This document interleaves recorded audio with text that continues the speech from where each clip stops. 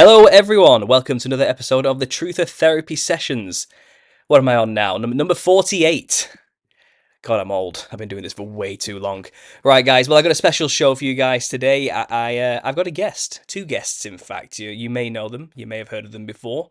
They are the hosts of Conspiracy Pilled. They were lovely enough to have me on their show a few months ago. And now I've done the podcast circuit, I decided, you know what, I'm going to go through all of these people and I'm going to see if they'll return the favour and come on my podcast instead. And it looks like these two have graciously accepted my invitation. So I'm just going to get straight into it, guys. How you doing? Doing good. I'm glad to be here, man. Fantastic. Thanks for being here. So we've got a few regular faces in the chat there, which is great to see. Hello, MK Ryan. Thanks for being here. I hope you're ready to moderate. The chat's been going wild lately with these shows, flying off the rails. Hopefully today we can stay on the rails a little bit, just a little bit, just a little, just see what happens. But no, guys, thanks for being here. How have you been? What? You been good? Yeah. This is the first time I've been on with you. It is. It is. PJ told me it was 3 a.m. that you were. Yeah. So I am retarded when it comes to time changes. And I was like, okay, there's like this exact time difference, a 5-hour time difference, and I added it the wrong way. I was getting my hair cut, and Paul texted me, he's like, hey, I thought we were on at 3. I was like, crap. So I like rushed home. We got on like a little bit late and recorded that episode. But yeah, Abby totally could have been there for that one. I screwed it up.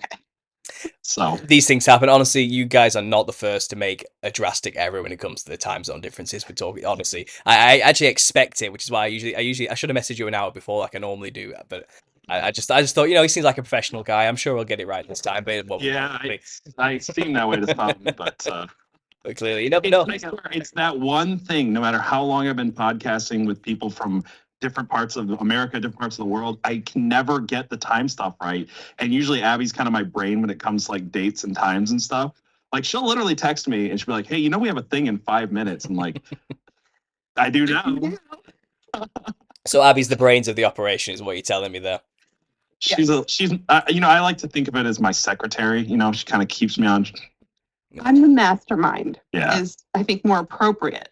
That's probably more accurate. So Abby, tell me then, what did you think when you first heard the whole Nephilim clown idea, and then listened to the podcast after the fact? What was your takeaway? The first time I heard the idea, I was like, "Is this a joke? Is this a meme? How serious is this?" And then I listened to like your whole spiel on it. I was like, "Shoot, that's really compelling." I know what it sounds like. Yeah, believe me, I understand. Because the thing is, you guys tackle your shows with quite a skeptical, level-headed attitude. You know, because I've listened to a few of your shows since, and you know, you don't take anything at face value. You look into like, well, okay, what's the source? What's going on here? What's really? I remember listening to one of your episodes about, you know, the Tartaria, and you were like just breaking all the stuff down, and you were talking about, you know, okay, so there was no toilets in these buildings. Have we not heard of outhouses before? You know, and it's very basic, like, and you know, and it was just funny to listen to, and I thought, yeah, this is a nice perspective. I like this. So when I thought, what's she going to think of the clown thing? I was thinking the whole time, like, if she's this skeptical about and questioning all these concepts, like, yeah. So, no, it was compelling. Good. Okay, that's good to know. Yeah, it's funny because I feel like there's all these different places in the conspiracy world where we're kind of at odds with so much of it. Where it's like you've got the skeptoid people that are just like professionally uncurious people, which are boring and awful. And I found that they lie as much or more than the like super I believe anything type of conspiracy theorists. And it's like I believe so much of this stuff, but I want to believe it because it's real. I want to find the truth in things. So there are certain things where it's just like if it's not compelling or if there's not enough evidence, I'll say like maybe I believe it, but like here's why I believe it or here's why I don't. And it's so I don't know if we're like middle of the road or anything by that means, but I want to dig for truth. So absolutely, honestly, I found there's been more truth in things I didn't expect there to be, where like the conspiracy sounded wild, and sometimes it's the most wild ones that are more compelling than just like the mainstream, like you've heard it a million times ones. Yeah, there's definitely been ones where I thought I knew going in, like the Challenger explosion. I thought I knew what show I was going to do, and then I got in the research, and I was like, "Oh, it's not It's not here. The evidence isn't here. So, and then my theory changes. That's what we need to do. We need to actually, do some real research and get to the bottom of things and not just believe everything we're told. That's definitely something I think all of us in the conspiracy world fall for every now and then, because some things just sound so amazing you just want it to be true, don't you? You know what I mean? I get that feeling sometimes as well, and that's what we're gonna do today. We're just gonna go through and get all meta about the truth movement. That's what I like to do with this show. That's what this is really all about. And my opening questions to you guys is, and I don't know who wants to answer this one first. I'll let you two sort that out. But what was your trigger point? What set you off from being a normie who didn't care about anything but yourself to suddenly going off and going down these crazy rabbit holes and digging yourself even deeper into a ditch? What happened? What was the moment for you guys? You want me to go first with this one? Okay. Man, well, there's like a few of them for me. Like, so I feel like looking back now, I realize I grew up with parents who were already kind of like conspiracy peddled a little bit. So like, as a kid, I already knew about like all the Clinton body count stuff, from a young age. And my mom was like very skeptical of like the surveillance state. We heard about stuff like, hey, maybe don't trust 23andMe before it was 23andMe. Like I was a kid, and it's like, maybe don't give your DNA to like these big databases because that's gonna end up to haunt you someday. And I think there was a big hack of 23andMe this week. So anyway, there was like that, just kind of like normal. Like I didn't grow up completely, brainwashed sheep type person as it was. Then I met my wife and she introduced me to Alex Jones. So that was interesting. I started learning about the Illuminati around like 20 years old, 21. And it's just been kind of like, steps along the way. And then I think it was like 4 years ago, I started a podcast that did conspiracy stuff, and I was way more skeptical and way more like mainstream back then. I was a little hesitant to look into certain things. And then Abby approached me. I left that show, and Abby approached me with the idea to do this show. And I was like, well, I want to do this show. I've been wanting to do this show for 7 years. I just needed to find the right person to do the show with. And honestly, just diving back into the research with a more I feel like my mind frame has changed a lot over the years. So like I feel like I'm going into it with a Christ-centered focus first of all, and just like a better mind frame to be in to like understand these things. So it's been one of those like gradual 20, 30 year long kind of journeys to get here. Where it's like some people they're just, one thing their whole life and then the switch flips and they go kind of nuts for a few years and then they kind of like reel it back into like say something interesting. Excellent. Yeah. Your turn, Abby. Go ahead. What happened to you? Yeah. For 3 years out of my elementary school life, I lived in Africa. My parents were missionaries in West Africa. And two things happened to kind of change the way that I looked at the world. One was that the spiritual world was very real over there. We knew that witch doctors, what they did was real. So the concept of the demonic and the spiritual world and there being monsters in the world that were real was always present with me. The second thing that happened is that I watched the UN do something really stupid that made something way worse in the country I was in, and that resulted in our family having to flee the country. And so from that very young age, I was like, oh, governments and entities like this, they're not right all the time. They really mess things up. So I think that set me up to have that kind of skeptical willingness to believe, oh, somebody might have lied to me, or something might not be as it appears on the surface. Yeah, that sounds harrowing. I'm sorry you had to go through that. But no, that's brilliant because your experience is actually hands-on. You've had a literal experience that's proven to you, yeah, I cannot trust these figures in authority, and maybe they don't actually have my best interests at heart. I mean, a lot of us get to that conclusion basically by watching YouTube videos. You lived it. It's a whole different world. That's fascinating. Thanks for sharing. I'm interested in this whole, of us being in Africa, seeing the witch doctor thing. Did you see much ancestor spirit worship stuff going on in it when you were there? Did you see that old religion? Should we describe it? Did you see much of that? I was young enough that firsthand I didn't see much, but I had a lot of firsthand stories from people who were in it. And there were times when we would be in a church service with the nationals, and you could see things blurring in where there was demonic. There was, I remember there's one person who just kind of fell down in the aisle of the church, thrashing with a demon in them. Um, because everything is just so much closer to the surface. In the West, we have all of these layers that like protect us against believing in the spiritual world, and all these layers of that's not real, that's not a thing. But there, everything is so on the surface, and you can see stuff like that. And so I heard a lot of stories and saw a little bit on the edges. Yeah, so, yeah, because my research, that's what I do. I'm looking at all these Mm-hmm. old answers, and they're so open about it. They don't even lie about what they're doing. They're like, yeah, no, I'm doing this because I want to be possessed by a demon for power. It's like they just tell you, like, that's why I'm doing this, you know. And but for us, like I said, it's this weird. Oh, that's not real, you know. We have, you know, but this is the thing: the Christians in these countries are hardcore because they know it's real, but it makes the Christianity in like the Western Hemisphere seem so weak in comparison. You know, I see a lot of that. It's kind of they're like literally fighting it right there in front of them. You know, it's completely different type of spiritual warfare. So yeah, fascinating. But go on, PJ. What were you going to say? I was just gonna say it absolutely does, and I was listening to someone talk about that this week with like they were talking about America, but you would probably extend this to most of the West, where it's like we don't have a spiritual understanding of Christianity. We have a very, you know, I don't even know what to call it, just spiritually dead version of it. And the closest you get to it is in these like charismatic churches, and a lot of times it's just more emotional than it is spiritual. It's a lot of like crying and deep emotion and things like that, but like the actual spiritual warfare type stuff like I saw it when I went to Haiti. I didn't see it the way that Abby saw it. I was in Haiti for a much shorter time. I wasn't exposed to as much. But my very first thing I saw off the plane was a demon possessed woman and people doing voodoo stuff. And it was just like I was 15, so it was like a huge culture shock to me. I was like, holy crap! Like just seeing the spiritual warfare and the demonic presence and stuff like that in your face, like very real in a country that you just were not prepared for. That was a waking up moment for me. Yeah, Haiti's a real strange beast. Yeah. It's a very strange culture because it's like it was French colonizers bringing African slaves over.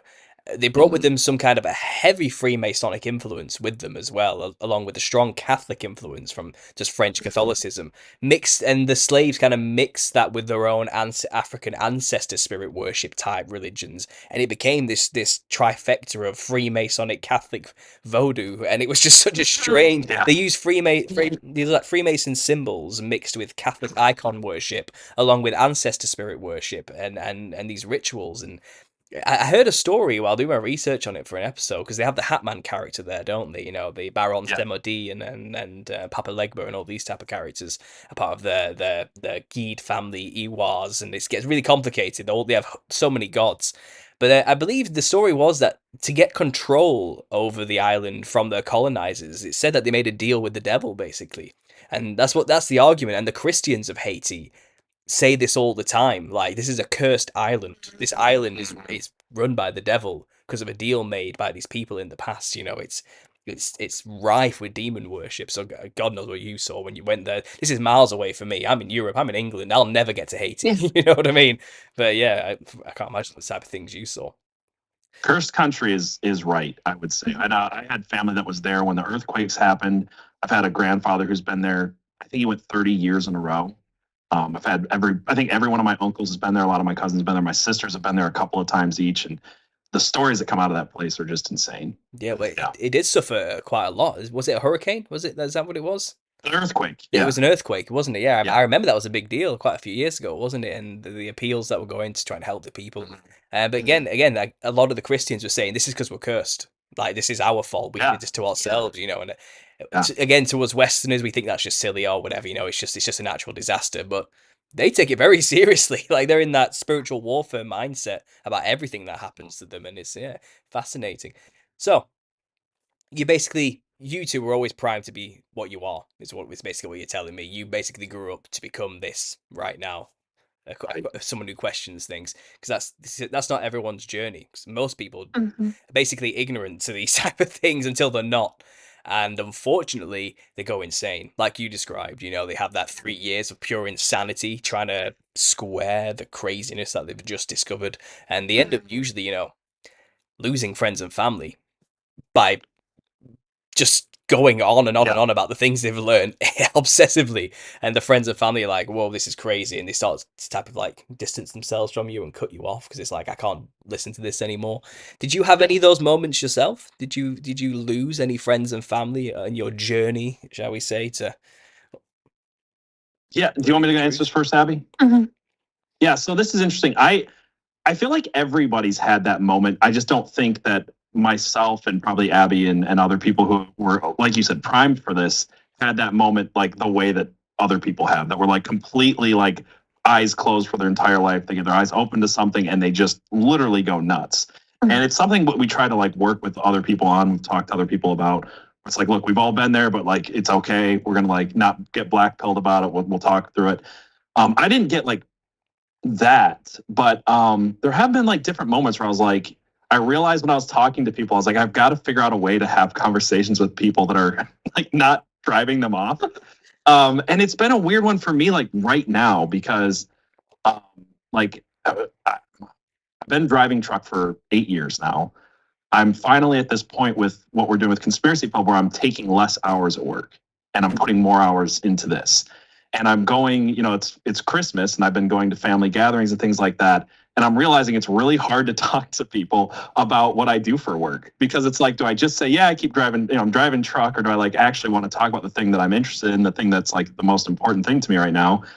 And it's like, even my family who's not, you know, normies exactly, it feels a little weird to just like be able to have those conversations. Like, yeah, you know, I talk about conspiracy theories on the internet. Like that's what I do with my life. So, you know, it's fun. It's been interesting where it's like, I know how I sound to people. So I realized like talking to certain people, I'm like, look, I know how it sounds. I'll give you the crazy version if you want the crazy version. I'll give you the, you know, more normie version if you want that. But here's why I believe it. And I feel like I've gotten better at explaining it when people will give me the time. But you just have to realize like some people just don't want to hear it, and you just kind of just have to go, okay, well, that's not the person I'm not gonna go down that road with that person, because it's probably gonna make them think I'm a nutbag. And it's weird because like excitement can come off as like insanity if you don't control it. So I've been going through it a little bit right now, I guess is what I'm saying, but like not the way that it is for some people who've like completely lost it and they're just like they're pushing everybody away. But I'm realizing like, yeah, no, I've talked about conspiracy theories on the internet for like a big portion of my week. So it's kind of hard to broach that subject with people. Have you been going through that? Because I know that you're doing this stuff full time now. Has it been like that with family at all? Or well, I've what was it, 2011 is when I first started to discover things. It was the end of the world, 2012, you know, and I was kind of, that's my trigger point that made me go down all the other rabbit holes that links to one thing to another, you know, and I got very excitable about the information there. I was in university at the time, and my whole artwork, my whole project, because I was doing a fine art degree, my subject matter was this conspiracy theories, you know. So I was openly, I was doing lectures in front of the entire hall about all these crazy conspiracies I found and how I'm going to make artwork about it. I did not hide at all who I was and what I was all about. And it was detrimental. A lot of people did start to like distance themselves from me quite quickly after that. Paul's gone crazy. We don't talk to him anymore. You know, we just leave him to it, type of thing. But you know, they were university friends. They weren't like, that's fine, whatever, you know. And we never talked to each other again after university anyway. And I don't think any of them have, you know. So it was never like we were that close necessarily. But when I came back home, you know, trying to broach with my parents about what I'm into and what I'm doing with this YouTube channel was a bit difficult, and it caused a lot of arguments at first because they are full watch TV, believe the narrative boomers, you know, who are fully in that world and do have no reason to question the mainstream narrative that the news tells them whatsoever, and they just do, you know, they're fully locked in. And maybe they still haven't changed now I think about it. They're pretty much the same. I've made no impact whatsoever on them. But you know, I found myself, you know, trying to tell my friends about this, and I realized I was doing that thing where you've been talking for 2 hours straight and haven't had a word in edgewise, you know. And it's somebody asked me about the whole like pigs and Nephilim connection the other day, and I was like, look, I'm not saying I believe this, but here's the story if you want it. And I probably went on for 45 minutes explaining like, you know, the son of Ham and his descendants, and like and then the whole like recessive Nephilim genes and how like all that works.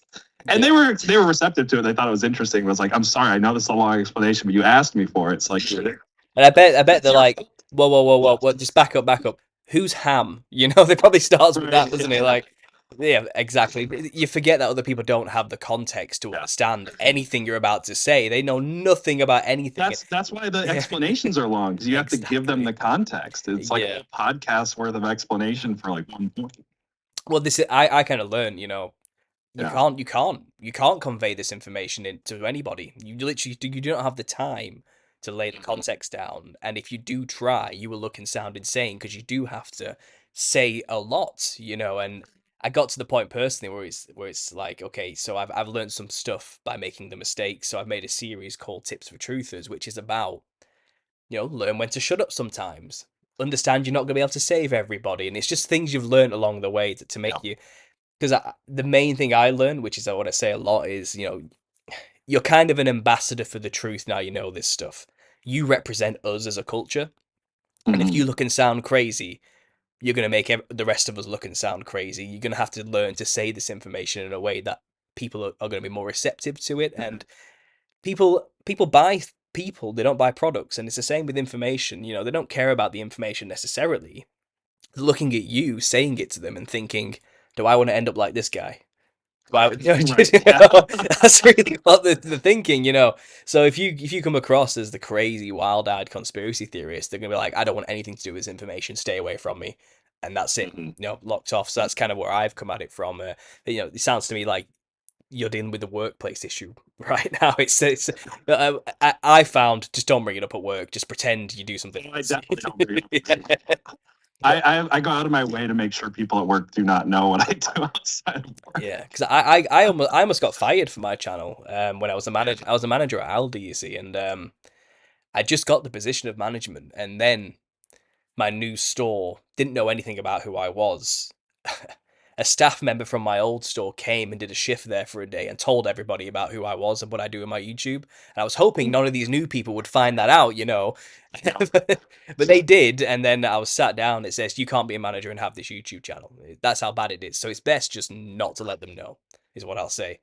The bottom line is, it's too controversial and too risky for them. They don't want a HR nightmare on their hands. They'd rather just get rid of you than deal with it. So they're not your friends, is another tip. Your workplace, they're not your friends. Your workplace is not the place. Yeah, 100%. Do not tell them. I know Abby wants to answer this question, so I'm sorry if I keep going, but I was just going to say one more thing. Yeah, go. I'm worried at this point because we've had a couple of like TikToks that have gone really big and everybody's on TikTok. And I'm just worried that like someone at work is going to see one of them. Because I'm like at the point where I almost can guarantee you 100% if my bosses knew, I would be fired. So that's like a near guarantee. So what about you, Abby? Have you struggled to communicate this with people? Have you lost any friends or family along the way, or is it all smooth sailing for you?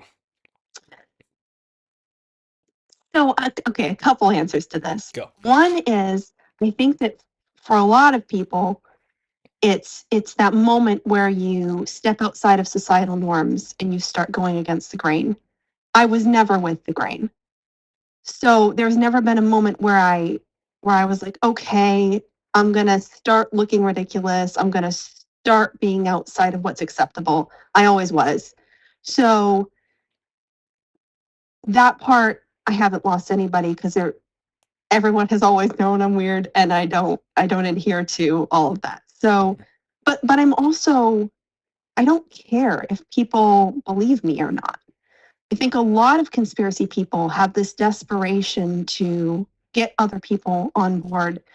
But we've talked about how when somebody isn't ready and they get smacked in the face with something they can't deny, and then they go crazy.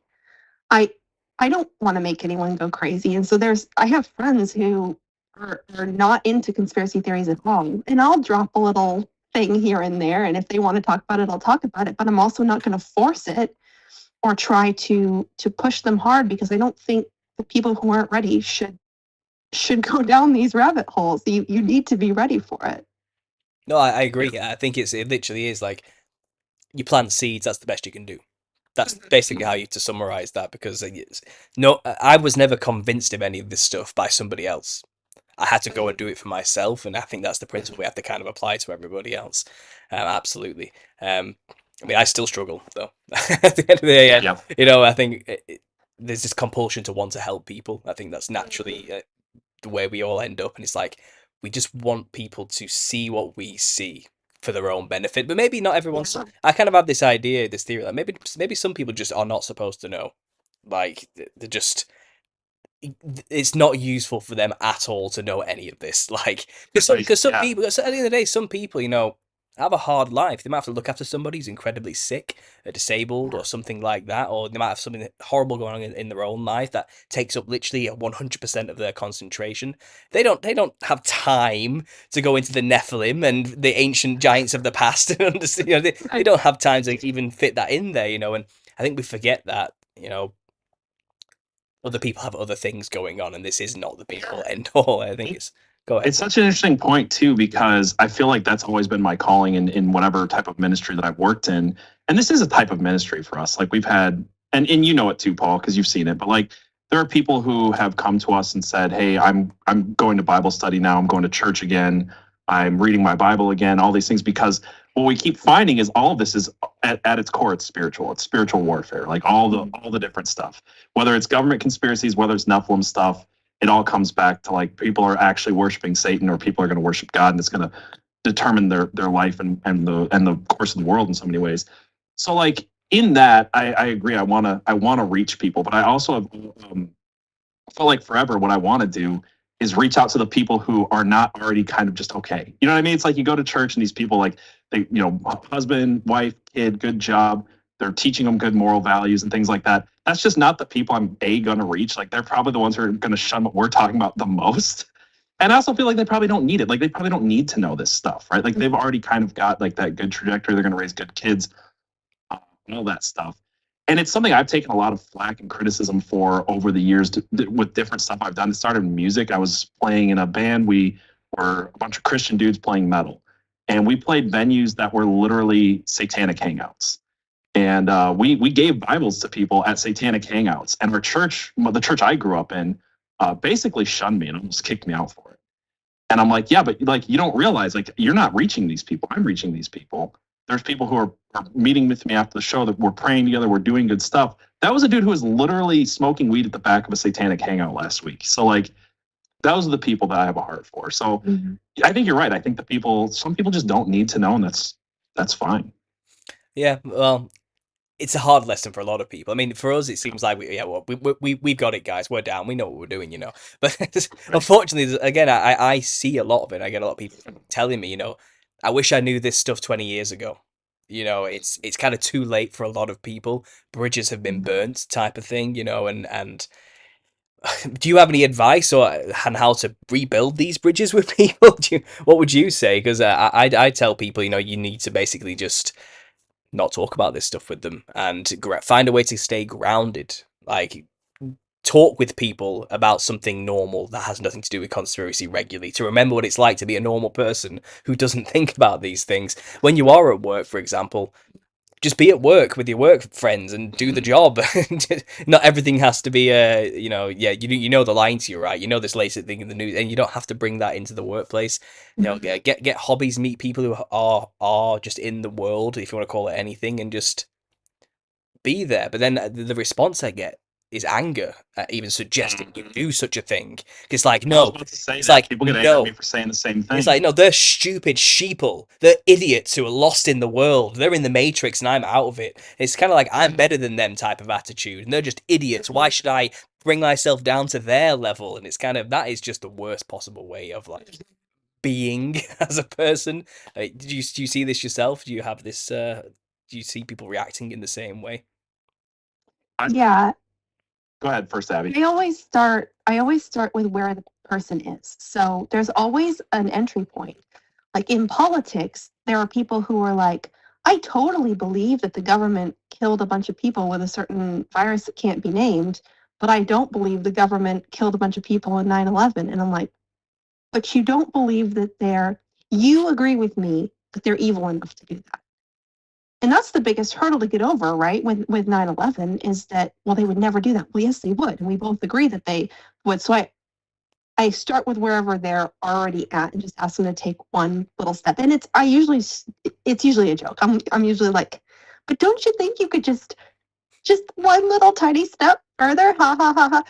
Or with people who are Christians, I'll say, well, you believe Goliath was a giant, so what do you think he was the only giant whoever ever lived?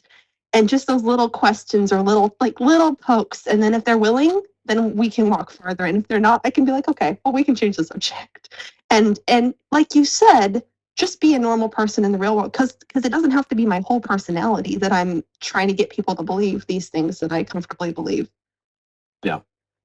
No, I agree. Yeah. I think humor is a huge tool which people take for granted in this as well, because we're dealing with pretty life-shattering, awful concepts Yes. that are just like the world is a nightmare and I'm living in the depths of it type of stuff. You know what I mean? Like, we do have to approach this with some levity, you know, just a bit of lightheartedness. And we're not trying to make. I'm not trying to make light of the horrors, because there's some pretty nasty people doing pretty nasty things to the most vulnerable of people.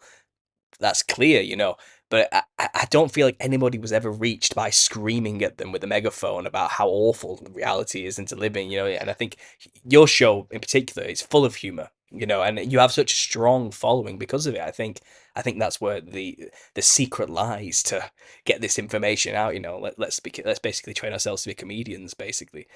PJ, do you have anything you want to add to that? Oh, yeah, 100%. I think you're right. I think you have to strike that balance between what you were saying, which like these are horrible people who are taking advantage of the most vulnerable among us. We don't want to make light of it, but you have to have levity. You have to have humor. You have to be able to joke without making the awful things they're doing into a joke. So like I've seen both ends of this. I've seen people who are just screaming and angry and mad, and like I woke up from the Matrix and you are all dumb, stupid sheeple. I've seen that, and then I've seen the other people who are just like everything's a joke. Let's not have any seriousness when we talk about something like the Finders. And that was a difficult episode for us. We had jokes in there. We had to bring in stuff to laugh about because for people who are not familiar with the Finders, it is one of the darkest true stories of CIA history, really. And that includes MK Ultra. It's like up there with like some really disturbing, gross stuff. And that was one of those things where you have to find that balance. And man, you were saying like you should go and be normal amongst your friends. Everybody needs to do this. Everybody needs to like pick up another hobby, do something normal, you know, touch grass, like remind yourself that there are good people and good things and things to, you know.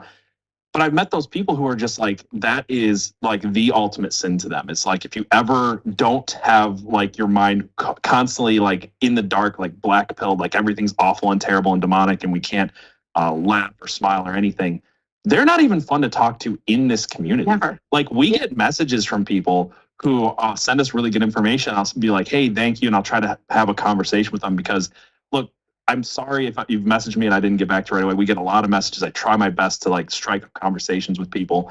But I realized some of the people I just stopped responding to are the people who just have zero interest. Like it's weird for me, the person they're reaching out to, like I'm the one who wants to have the relationship with these people. And they're just like, no, I want you to like say the thing that I want you to say. And I want you to say it right now. And I want you to post about it. And I want you to be angry about it in the way I want you to be angry. And I want you to be serious and don't try to talk with me and be a human amongst each other. I think this is where our Discord has been like a big boon for us over the last few months, where it's like last night we were just playing Among Us, like not on stream, just in Discord, just chatting with people. We've got stuff about pets in there. We've got stuff about all kinds of different stuff. People just talk about video games and movies and stuff like that. And it's like you absolutely need to, as a community, step away from it for a second, be able to talk to each other on a different level and be human with each other. And man, again, the people in this community who just cannot speak like I'm a human and they're a human. It's, man, I feel bad for them. I see. Honestly, I get a lot of it, like more than I like. I would like to get, and it is a proper doomer attitude. You know, it's kind of they've given up hope of ever having a normal life or existence, and it's kind of look. I have this philosophy. Look, yeah, this stuff is interesting and it's important, sure, but there's actually some things we don't know, and you shouldn't be so certain that everything is just the end. You know, in fact, I think the controllers would love for us to just give up and believe that everything's futile and hopeless, and we can't. You know, we shouldn't be doing anything. What's the point? Let's just give up now. Nothing's ever going to change. Type of attitude. I'm of the opinion they don't actually have as much control and power as they give the illusion they do. Yeah. I think really it's I said for example I flippantly said in the last video, Just turn off. If we all just turned off that TV in the corner of our living rooms, and by that I literally meant stop paying attention to their narrative and just live your own life. But and maybe I should have been more clear rather than just turn off the TV. They were like, that's useless. We all have phones now. That will change nothing whatsoever. Your advice is pathetic and useless. Like, why are you saying these stupid things? You must be a shill. Only a shill would say something like that. You're just trying to make people passive. Like these people, the agenda's still going on. The WF, blah blah blah. They go on and on and on and on. And I have this wall of text telling me why I'm an absolute idiot and how dare I say this and not say it the way they wanted to say it. And it's like I get like 5 of those a day, and I'm like, chill out, just relax for a second. And my response is usually, yeah, I'm sure you're fun at parties. I just have to say a joke because I can't. Like, I use that exact wording often in comments. I'm like, I'm sure you're fun at parties. yeah, it's like, and another one is I had to say was like, I literally said, you sound like a lunatic. You are going to convince nobody. And that's kind of the issue. That was my main point with when I first came to conspiracy as a cult, when I became a member of the nebulous culture of conspiracy, because there's many factions within that, the New Age factions, the Gnostics, the Orthodox, the Christians, the atheistic types, whatever. There's loads of members. But when I came into it, I kind of realized like this information is great, but the wrong people have it. Like the wrong people have this knowledge, and they're making these crazy videos that are just way too much. Like this is gonna convince nobody of anything. Like, and I had this phrase: "It's the right information in the wrong hands," and that's kind of I wanted to kind of like just take the information and say, okay, so how can we package this in a way people actually are gonna listen? And it does come down to stop being a lunatic, be cool. Yep.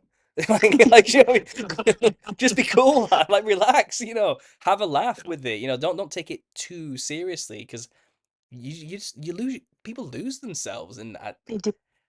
I'll let you go. I'm ranting now. So dangerous.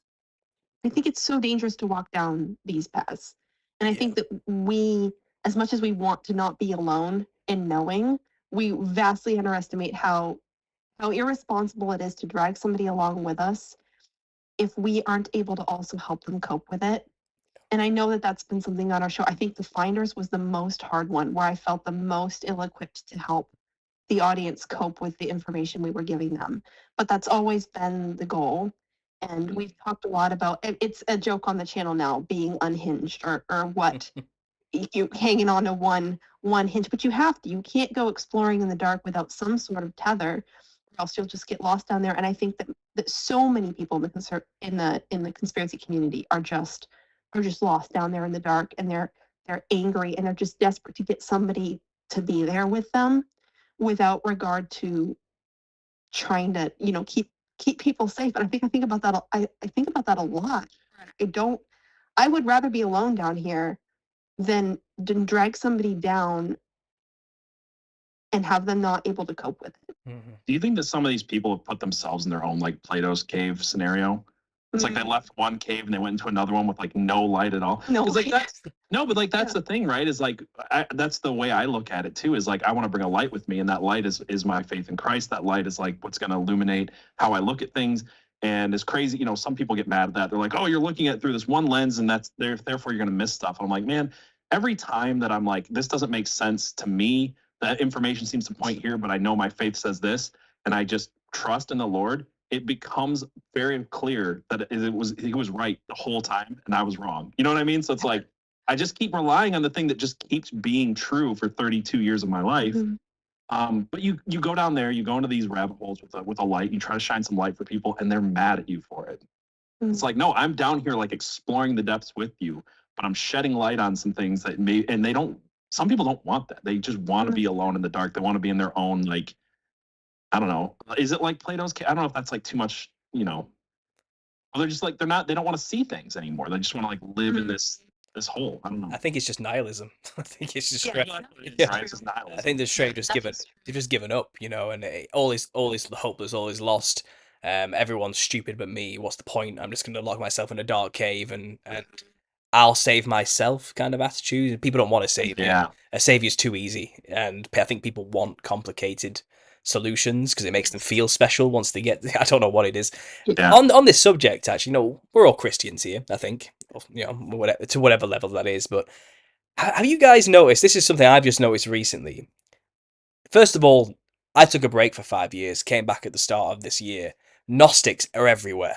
They are like, Everywhere. all they've got their tendrils in this movement. They are the truthers now that everyone is going to with all the answers. They're just all over the place, and there's numerous levels to the Gnosticism, because this is the problem. Even Gnostics are like a nebulous group who don't really have a core value or belief system, and that's not true Gnosticism. It's typical communist rhetoric. You know what I mean? Like every time you try and describe what a Gnostic is, it's like that's not really what it is. It's this thing I believe in my individualistic way of doing it. You know, and I've noticed. First of all, they were everywhere, but have you noticed this trend in the past like month or two that extreme orthodoxy is becoming very popular? Yes. Yeah. What's this? What's your take on this? Because I got my own theories. I want to hear what you guys think. It's coping mechanism. Yeah. I need to dive more into like the extreme orthodoxy, but yeah, is it just a coping mechanism for the Gnosticism, and is it just a part of the same problem? Well, I seem to have the feeling that it's kind of, because this is the thing. The ultimate truth is it gets to Jesus. That's where you're going. If you're in the truther movement, whether you like it or not, you're going to end up there. Okay, you're going to end up realizing that's the truth. That's what's going on. That's why we even have a conspiracy. It all points to what Jesus did, and the Bible, and the whole story. That's it. That's what we're living. You know, that's the truth. And I think Gnostics, first of all, atheistic types turn to the New Age because they crave some kind of spiritualism. They need to feel connected to something bigger than themselves, so they go down the New Age route. Some people stay there. Most get dissatisfied with how wooey it is and end up going, I want more meat. So they go down the alchemical Gnostic type of route, you know, the Hermeticism and all that type of stuff, because it makes them, it appeals to the pride. It's like all this knowledge, I know so much stuff about the metaphysics of reality that makes me so smart and genius, and I'm like a god myself or something, because it feeds off that idea of, okay, so I'm not God, but I have Christ consciousness, you know? It's like, because the New Ages believe they're God from the Hindu rhetoric, then it turns to Christian Gnostic rhetoric of Christ consciousness. We're all Christ, you know, and we all just need to lock into our ethereal, the Christ energies by aligning our chakras. They all have their own take, you know. And I think eventually they'll become disillusioned with Gnosticism because they realize it's not having any practical results whatsoever. Their life is still a misery. They're still alone. They still know nothing, and they're still heavily addicted to drugs or something. Like nothing changes. You know what I mean? They're getting worse, so they turn to some form of Christianity, but they seem to first just go straight for extreme orthodoxy, whether that's extreme Catholicism or the Eastern Orthodoxy or something. That's the next step in the journey to getting to Christ for these people who just can't get there quickly. They need this. They need the answer to be complicated. They can't accept that just believe that Jesus died and rose again, and you'll be saved. Believe he is the Son of God. And they need to very specifically ignore certain verses that are just like, hey, by the way, like all of this stuff is nice and you should learn this stuff, but like the core is this one thing. It's wrapped up a few times in the Bible that your salvation is simple. It's the belief in one thing. And I've realized that people will ignore those verses and go for these long, super extreme, complex complications where it's like that meme with all the numbers and stuff popping up over their head like Rain Man. Like it's really not that difficult. Like, yes, there is like way more complex stuff we can get into, but your base, your foundation has to be this one simple thing. You know, Christ says, my path is easy and my burden is light. It is. It's a very simple thing. You don't overcomplicate salvation. Don't overcomplicate Christ. But I think they are addicted to the complex structure that is conspiracy stuff, right? I think it's the complexity, but it's also the rigidity and the feeling of security that comes from, if I just follow this rule, like if I just follow these 200 rules, I'm going to be okay, as opposed to having to rest in, oh, I'm trusting somebody who's not myself. And it's simple, but it's really hard. Well, yeah. And also, Paul, you were saying like it comes, you know, originally these people are like trying to make themselves into God in so many ways. And I feel like this comes back to like one of the biggest worldview heresies or worldview issues that we have right now, which is like, are people basically good and getting better, or are we all fallen sinful creatures that are in need of a savior? And those two distinctions are going to determine so much about a person and where they go with their life. Because if you understand, if you just pause for a minute and think deeply about yourself, your intentions, your heart, your desires, you're going to look and be like, wow, I suck. I'm like really dirty and sinful and awful inside, and I am not basically good. Like the idea that I'm basically good, that if I just follow these strict set of rules, that I can be perfect, I can be perfected and made, in and of myself to become perfect through my own rigidity and through my own whatever. You're missing the point. We are living in fallen times, with this post-fall stuff. We are unable to save ourselves, and I think that determines where you get to in politics. It determines where you get to in your religion. It determines, which sect of Christianity you're going to follow or whatever. But I think that's a core question that people don't take enough time to just be like, am I at my core not good? I think the answer is yes. I think we all could find that. It's just people aren't very introspective.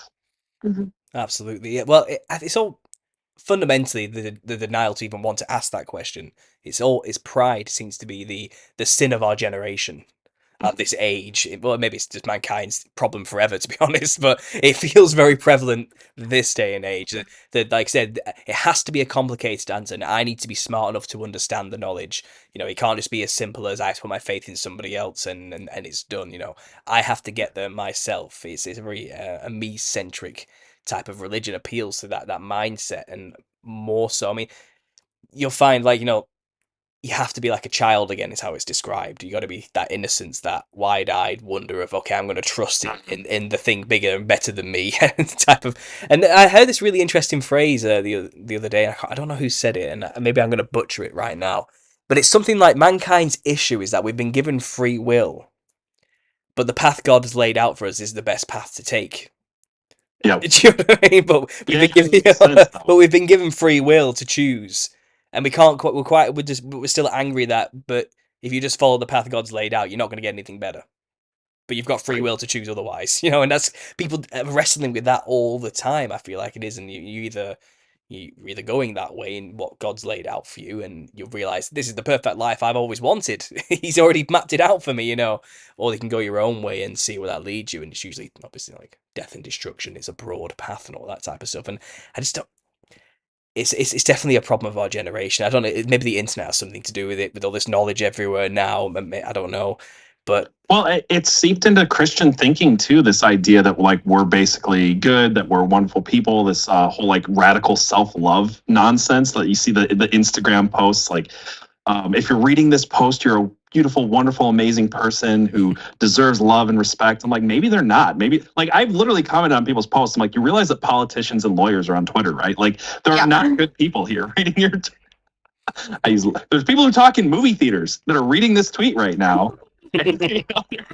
Like, are you really going to say like everybody reading your tweet is perfect and wonderful the way they are? And if somebody doesn't accept them, it's because that person isn't wonderful, even though that person's probably also reading the tweet and liking it. Like, it's just this stupid concept of like, no, you actually do need to be better than you are. We all have to be better than we are. But it's like gotten to this like pseudo Christian Twitter or Instagram space with like the beautiful sunrise and this meaningless quote. Careful, you're starting to sound like Jordan Peterson there. I can't, if I had a good Kermit the Frog impression, I could totally sound like Jordan. Clean your room. Yeah. I think growing up and maturing is realizing that people are way more evil and way more stupid than you ever assumed as a child. That there's so much more evil in the world, and that most people are not particularly intelligent or thoughtful. I have always tried to assume ignorance before malevolence. In everything I've done in my life, I always assume first they're probably just stupid. They're not evil. Okay, I try to see it that way, because I've met people and I have thought like, you're a psychopath, but then I always come back and think, well, maybe they're just really dumb. Like, I don't know what I mean. Socially retarded or something. Like, you've got to be careful, because it's a fine line. It's a fine line. I don't know. It's a choice. It's a choice too, and I think that there is a certain type of wickedness that is stupidity. When I call people stupid, I'm not saying, oh, you were born with a disability. I'm saying you have chosen at multiple points over your life to turn your brain off, and you have chosen to cope with what the world is by becoming an NPC more and more. And I think that, like, I believe in NPCs, but I believe that every person is born with the with the capability to be a whole human, and very few people actually have the courage to do that. You mind if I read one of these comments on your I do thing mind. and address it? Sure, yeah. Yeah. So this person says, I think people are basically decent, but not all are good. I think that you're right, but I think that you have to understand why you're right on this. People are basically decent in the West because we have an underlying, and it's being eroded all the time, but we have an underlying Christian value set in the West. It is being eroded every day. You're seeing decency go away, right? But why is there decency there? That is a completely different question of whether people are basically good. People are basically decent because our underlying values of our culture are Christian values. So two totally different things. I would agree with you. Yes, people in the West are basically decent. If you go to the Middle East, I think you would disagree that people are basically decent, or other places where they have a totally different value structure. But that's not to say that people are basically good. So anyway, That was your Jordan Peterson coming out again, there, wasn't it? I know. No, it's funny. I actually saw I think Jordan. words matter. So like when people like say one word is the same as another word, it always gets. No, I do agree with you. You forget about the Jordan Peterson thing. The sentiment's true. We have these values because of our just the area's belief system, the core foundation we built most of our civilization upon are these the Ten Commandments, the basic Christian values of decency, human decency, and we do take it for granted. And like you said, there does seem to be an erosion of these basic kindnesses, like these basic human principles that we take for granted. They all seem to be taken away from us, and some people are willingly just giving it up as well. I feel like this society now. I don't know what the younger generation. I'm only 31, but I feel like a boomer sometimes. Like I really, I really do. It's like I am so detached from the way they see the world. I don't understand it. Like, cause I'm of that generation where it's like you can blame the boomers for everything. They robbed our future from us. What do the Gen Z think of us? Do they even care? I think they're just nihilist or something. Like, I think they're nihilist. Yeah, I really do. Everything's a joke. Everything's a joke to Gen Z. That's what I've noticed. It's like an irreverence to existence. Like their memes are crazy because you can't make any sense of them. They don't make any sense. There's no coherent like theme behind what they're doing. It's like postmodernism. Is that a thing? Yeah. I hope not. I really, because postmodernism was bad enough. You describe it though, but that's what it would be, wouldn't it? I guess so. I mean, as Christians, as truther Christians, shall we say, like I look at my demographics, for example, on YouTube. No one under the age of 18 watches my videos. 0%. Zero. Not one person is seeing this stuff. They are not interested. What are they watching? What are they actually like? Are they questioning anything? Do they have. You would think one under 18-year-old on YouTube may click on my videos once out of what, like 1.2 million views. You know what I mean? Like you'd think one of them, but not even one. What is it? And someone said to me, "Oh no, that's because they're all on TikTok. You're just in the wrong place for the demographic." No, I would disagree. I could look at our analytics right now on TikTok, and I think it's the same thing. It's all between 18 and 40. Yeah. Roughly. With some over 40, but like the majority is between 25 and 40, I would say. Yeah. So I'm scared. I'm scared for their future. So I'm trying to say that I don't know what the future is going to look like, because they're going to start calling us something eventually, like we call the boomers. We're the next problem in their eyes. We're going to be the ones that rob their future in some way or something. I don't know how they're going to view it or see it, but it's a strange one, because like they're not watching these videos. They're not learning stuff. You know, maybe is this is the thing, but maybe this is a meta commentary about what it is to be a truther. Are you genuinely like in your mid-20s when you start to wake up? Is that how it usually goes for most people? I was like 24, 23, I think.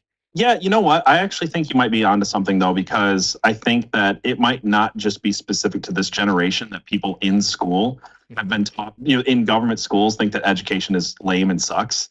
Because I was in my 20s where I was like, man, you know what? I actually do want to read books. I actually do want to learn about history. I actually do care about these things. And the way they presented it to me in these government schools made me think I hated education, made me think that there's like this weird, it was part of our generation too, but this is like weird thing of like, being uneducated and dumb is cool. It's like, that's the only way to put it, but like, that's what it was, right? Nerds. And that meme persists. And it's like, I feel like people started taking on the nerd thing as kind of like a positive thing in our generation in their 20s. We're like, you know what? I do want to read Shakespeare. I do actually care about these things. So maybe there's some hope, but I have to agree though. The Gen Z seems so nihilistic. It's kind of insane. The hope I do have is how millennials matured, because I watched us mature. I watched what the older generation was worried about with us, and then it seemed like the biggest problem was just that we were late bloomers. Not that everyone got there, but it felt like we looked at the world and we were like, wait, this doesn't work. And so we took longer to launch. But then when we did, it was more intentional than just doing what we were supposed to do for no reason. I know a lot of millennials who took a minute, thought about it, and said, you know what, I'm not going to go to college. Or, you know what, I'm going to walk a different path than what everybody in my life told me. And I think that as I've seen our generation mature, I see a lot of good things coming out of it. And I'm hopeful that as Gen Z matures, we're going to see their path be better than just a nihilism. I'm hoping that they're just kind of coping right now, and then they'll turn it into something good. It's just a phase. These kids these days. The thing is, I remember, you know, these aren't necessarily conspiracy. I call it more conspiratainment than conspiracy theorists. Like they are kind of like, I suppose that they were called the alt-right, these people, but they're more like the normie conspiracy theorists, the kind of outside of the mainstream narrative, but more to the right of the left paradigm. I was listening to those type of commentators just so I like to stay tuned into what people are saying from all sorts of perspectives, you know. And they had this attitude that like Gen Z are the most right wing generation to like like they had this attitude like they are incredibly based. Like they're actually more because like we were incredibly liberal, our generation, the millennials. We were raised to be extremely liberal with extremely liberal ideologies forced on us. But it seems like Gen Z have looked at us and gone, gross, and just gone the other way. You know what I mean? Like, completely gone the other way. Do you think that's possibly happening? I don't know. That's what they seem to be saying, but I feel like I'm a little black-pilled on this one, but go. hey, Abby, something changed with your sound settings because I'm hearing myself back now. I went away. I don't know what's going on with Skype. Anyway, sorry, I just heard myself really loud in my own headphones for a second there. No, I worry about it because I keep hearing that and I don't think they're right. That like No. the Gen Z is super based. They're like way whatever. I think what's unfortunately happening, like you'd have to take this on a case by case thing. But what I'm seeing is specifically when we're talking about the alt right, I saw a lot of kids who were raised white and poor who realized that the world told them that they're evil and awful and terrible people because they're white. And now they're going, well, obviously that's not true. I wasn't born bad because of my skin color. That's a messed up thing to say, as we used to understand, as we used to actually take MLK at his word when he said he cared about, you know, the content of people's character over the color of their skin. And unfortunately, I think they're just actually becoming racist. So like going back to the nihilism of the Gen Z, that's my real concern, is that people who called white people racist forever, just, you know, the ADL and whoever that were pushing these lies that, you know, if you're born white, you're bad and evil and wrong. Now they're taking white to be an ultimate goodness, and like that like complete, you know, I don't even know what you call it. Extremism is that like kind of concerning to me. I like their rebelliousness. I think that what was forced down on us was this really strong narrative that very like it's taken a lot for our generation to break out of, right? And they are very rebellious to everything right off the bat. So I think it can go in really bad directions. But I do think, and I know some good ones who are very based and who are more ready to accept that the government is bad than we were. It's been hard to accept that like the dream of America that I grew up learning about never existed in my entire life. But I think for them it's like, well, of course it didn't. Yeah, there is that possibility that they've already like gone through that phase and they'll like come out of it as adults like in a better position than starting in a better position than we did. What was it like? What was it like having an American dream? I don't know. as someone in Britain who never had any dreams or any illusions at all that anything was great or coming or you could build anything significant in this country, what was it like to have a dream that your country was the best thing ever and that you could achieve anything? Was that actually a real thought? Like, because we did not have that here. That is just it's a grey, horrible, miserable, wet country where I live. You know what I mean? And everyone is just of a very realistic like nature, and it's kind of like just shut up and get on with it. Like, you know what I mean? That's kind of our attitude towards life. You know, that's how everyone here thinks. Like, yeah, life's miserable and hard, and you're gonna die poor. Get over it. Move on. You know, there's no dream. There's no you can achieve anything you want if you put your heart to it and apply yourself. We do not have that here. So. What's that like? What's this like? It's good and bad, right? Because you have that hope as a young person, and then you get out into the world and you're like, oh, that wasn't true at all. Figure out how to deal with that. But then sometimes the hope propels you to at least something good. I think that, yeah. To go with what you're saying, I feel like we had that hope. We realized, oh, we've been lied to. The Constitution is actually just a piece of paper that the politicians like wipe their butts with. Like none of this stuff exists in reality. Like it exists on paper, it exists in theory, but all the stuff we were told about the American dream just is not in place currently. So there's that like a bit of blackpilling, I guess, that goes on there. But I feel like because we were raised with that hope, we're like, but this is how it should be, though, right? Like we actually should have a constitution that means something. We actually should have the freedoms to do these things and the abilities to do these things, and the aristocracy shouldn't actually just be able to like override people who work hard and stuff like that. So I feel like on the positive side of that, it's like we're seeing what we were told what we had. We realized it wasn't true, and now we're like, but it could be and it should be. And I think people are trying to achieve that. So we'll see.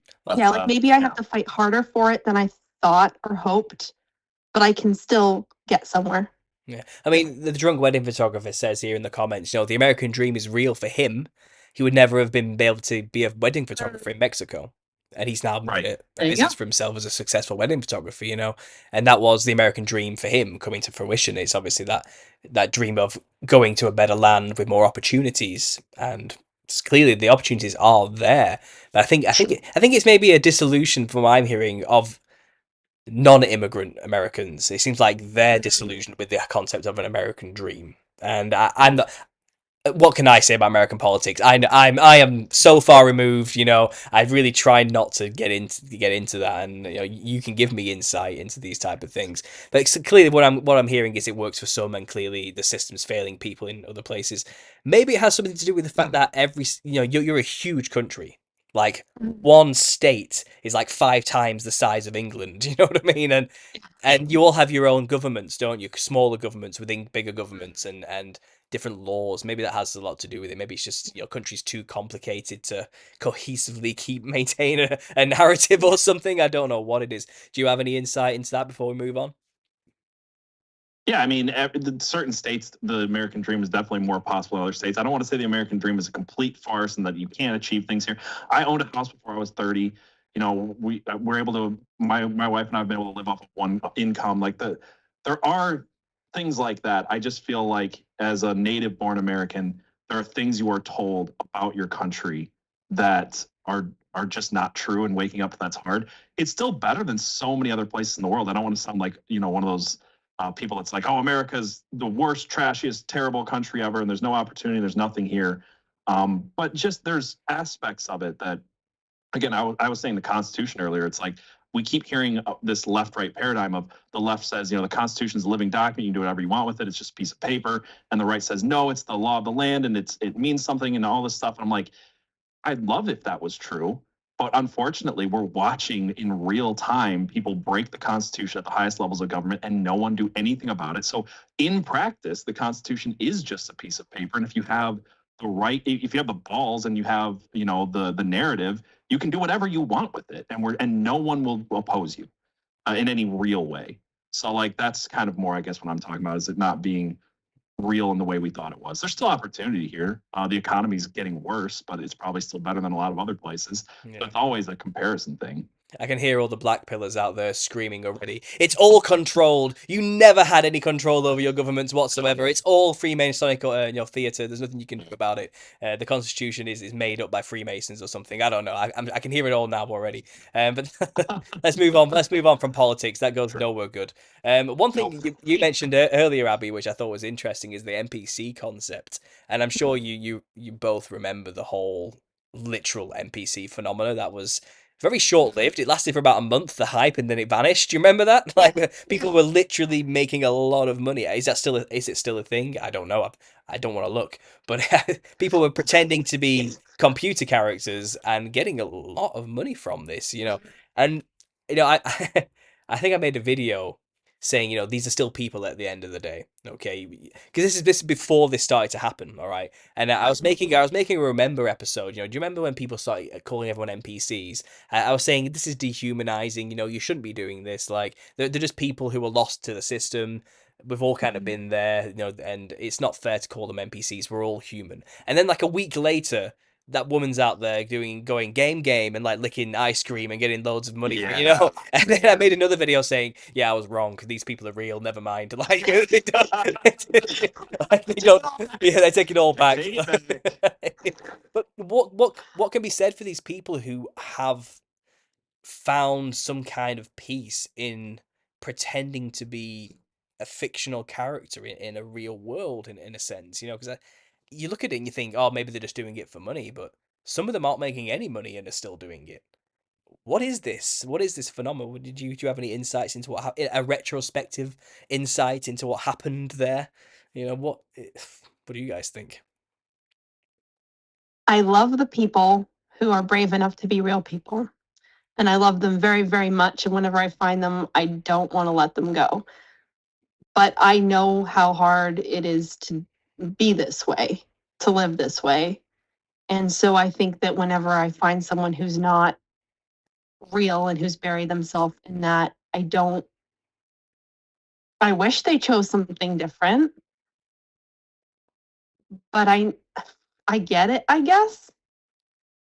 Yeah, Abby said plenty of times that like being NPC is not like the Gnostic version. We went to the CPAC conference, the conference on procession and ancient knowledge, where there was this guy who got up and said, you people here are definitely real people. Other people outside probably are literally fake. They're holograms. They don't exist. Like the whole Gnostic thing, right? Yeah. And this is a growing belief in the conspiracy theory thing, especially in the Gnostic New Age stuff. Yeah. But Abby said it before. It's like being an NPC is a choice, right? Like you choose whether you're going. Like this is kind of my thought. We were talking about this on Paranoid American the other night, and that episode hasn't come out yet. But there's a certain point where you see things and you know things, and you can choose to know them, or you can choose to say fake steak tastes good, to use the overused Matrix analogy. But yeah, there's another part to this too that I wanted to talk about with like people are being led to become AI. They're being led to become not real. And we see that like I'm having this thing at my work right now. I'll try not to like go off on like work related stuff too much. But there's people who sit in an office all day and they get paid to create problems where there weren't problems before. And their whole job is to say, here's a spreadsheet, here's something that's going really well, but if we look at it in this way, it's not going well because I need it to look like this on a spreadsheet. It doesn't matter that in reality, a job on the ground works this way, or in reality, certain things work this way. Or when you say something, I know what you mean, but I'm going to choose to interpret it in the most literalistic, like robotic AI chatbot type way. And people are starting to act like this on purpose, and they're being encouraged to do this by a system, by their employers, by whatever. And it's becoming increasingly frustrating to be like, no, this is how life works in reality, and it doesn't matter how it works in theory. But people are accepting that this is how things work in theory. This is how things look on the spreadsheet. This is how things look when I take it this way. And they're becoming NPCs, and they're going to get replaced by AI. Their jobs are all going to get replaced by AI because they can't think smarter than AI. They can't think about how things actually work in the real world. And that's like the most growing concerning trend to me, is that people are just, they themselves are acting more like AI than they're acting like humans. Mm-hmm. I don't know how else to describe that, but like that's an actual concern. But all of this comes back to its choice. It's not this Gnostic New Age idea that there are actual holograms out there and that I'm better than everybody else around me because I'm a real person and they're just, a glitch in the Matrix or something. That's horse crap. But they're real people. It's just unfortunate. They're just choosing to not be. Well, we know for certain that birds aren't real, though. Exactly. Yeah. I mean, we can at least settle on that. Yeah. I get this thing you're talking about, this danger, this idea that people are mistaking the map for the territory.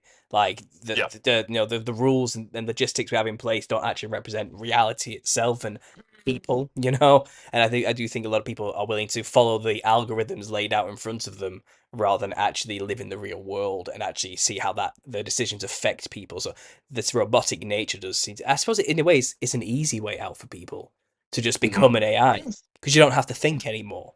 All the options are laid out for you, and you let a machine make the choice for you. And like, what can be said though in the future when these people do lose their jobs? What are they going to do if they've turned themselves into like robotic thinking creatures that now have no purpose? What can we? They're gonna What will they're happen? gonna turn to drugs, man. They're gonna live in the pod and watch a VR headset and Yeah. take LSD and be not real people. Like that is exactly what's gonna happen to these people because they didn't see the trend. They didn't see, you know what, there's something unique to being a human that I can offer to the world that an AI can't. And instead I'm gonna function and change my brain to think like an AI. And they're stupid and they're not seeing where it's going and their lives are gonna suck because of it, unfortunately. Because I can think of 10 people in the office right now where I work that could be replaced by Chat GPT tomorrow, and they don't realize it. And they're encouraging it, unfortunately. Like they're feeding into it. I mean, it's funny because I'm a photographer. That's what I do myself. I'm a wedding photographer. I started the business this year with my wife, and I've started the business, and AI it does everything. Okay, and don't let the people know because I'd be out of a job if people knew how easy it actually was to edit their own photos. Okay, I don't have to do anything anymore. An algorithm can make everything look amazing in a second by clicking a button, you know, and editing is now a breeze to what it used to be years ago, you know, and it's even I'm seeing my own business I've just started may actually become obsolete soon. All they need to hire is a drone that can take the photos for them, and I'm fully out of a job. You know what I mean? They can just upload it to their own computer and click, run algorithm, and it'll edit all the photos for them and compile it for them in a second. So even I'm seeing it in an industry you would think needs a person. It's kind of no, actually, no job is safe in that respect. You know, it literally can all come down to an automated system one way or the other. So it is a scary thought. Absolutely. It's also that you only value a human doing the job if you value humanity. So if you yourself are an AI, you're not going to mind that the product you're receiving is produced by an AI.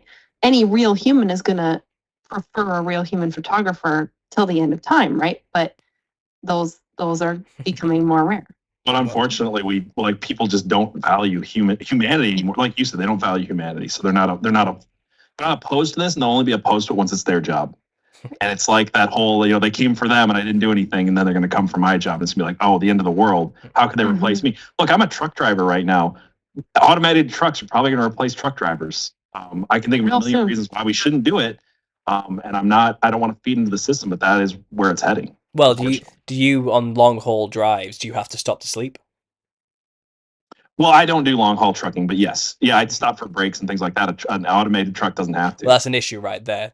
Just get rid of it, you know. That's what they're doing to us though. They're like tracking down on the hours and like, hey, can you take less breaks? Can you drive for 16 hours at a stretch without, stopping for food? And it's like, I can't because I'm a human being, and you used to understand that, but now you're looking at your spreadsheet and you want me to be the AI. So it's the same when I worked in a supermarket, and Aldi is infamous for being less people, less hours, do more. You know, that's basically what the whole ethos is. And I have the knees of a 65-year-old man after working there for 10 years. I have maybe 3 bends left before I'm done. Like, and I left that behind because I realized I can make more money now doing what I'm doing now than working myself to death for these companies that literally it's just it all comes down to KPIs, key performance indicators. Are you hitting these points on this board here at the end of each month? And if not, you're in trouble. And that's all the managers care about. So they will work people to death just to hit an extra 0.1% on a certain target, and that's all that matters. Like, they're not your friends, they don't care about you, and if they could automate the system, they will automate that system. They do not care. Like, and I don't think people are prepared for just how cold business can really be. Because you get these people, it's like, oh, these bosses who say, we're a family. Do not believe that for 1 second. Like, that is awful. Nope. Anyway, one thing we are talking about right now, which is AI. Big topic. this is like people are terrified of this concept, and obviously jobs are one thing, but let's get weird about it. How do you think this links to transhumanism anyway? What's the end goal for AI here? What's your theory? You got get unhinged for me. What's going on? You want to go first, Abby? I mean, I think that they've been priming us to see humans as the enemy of the earth for a long time. And when you realize that comes down to the old gods are saying enough, we hate you and we want to be rid of you. And I think one thing that we're realizing is that the fallen angels are a lot more like AI than we thought. It's like they've been propelling us toward their technology a long time and directing our technology to conform to their image. So I think that the end game is that they want humans to either die out or conform to their image, and they want our bodies. Have you ever heard of a book called Run or Dodge in Hell? I've not, no.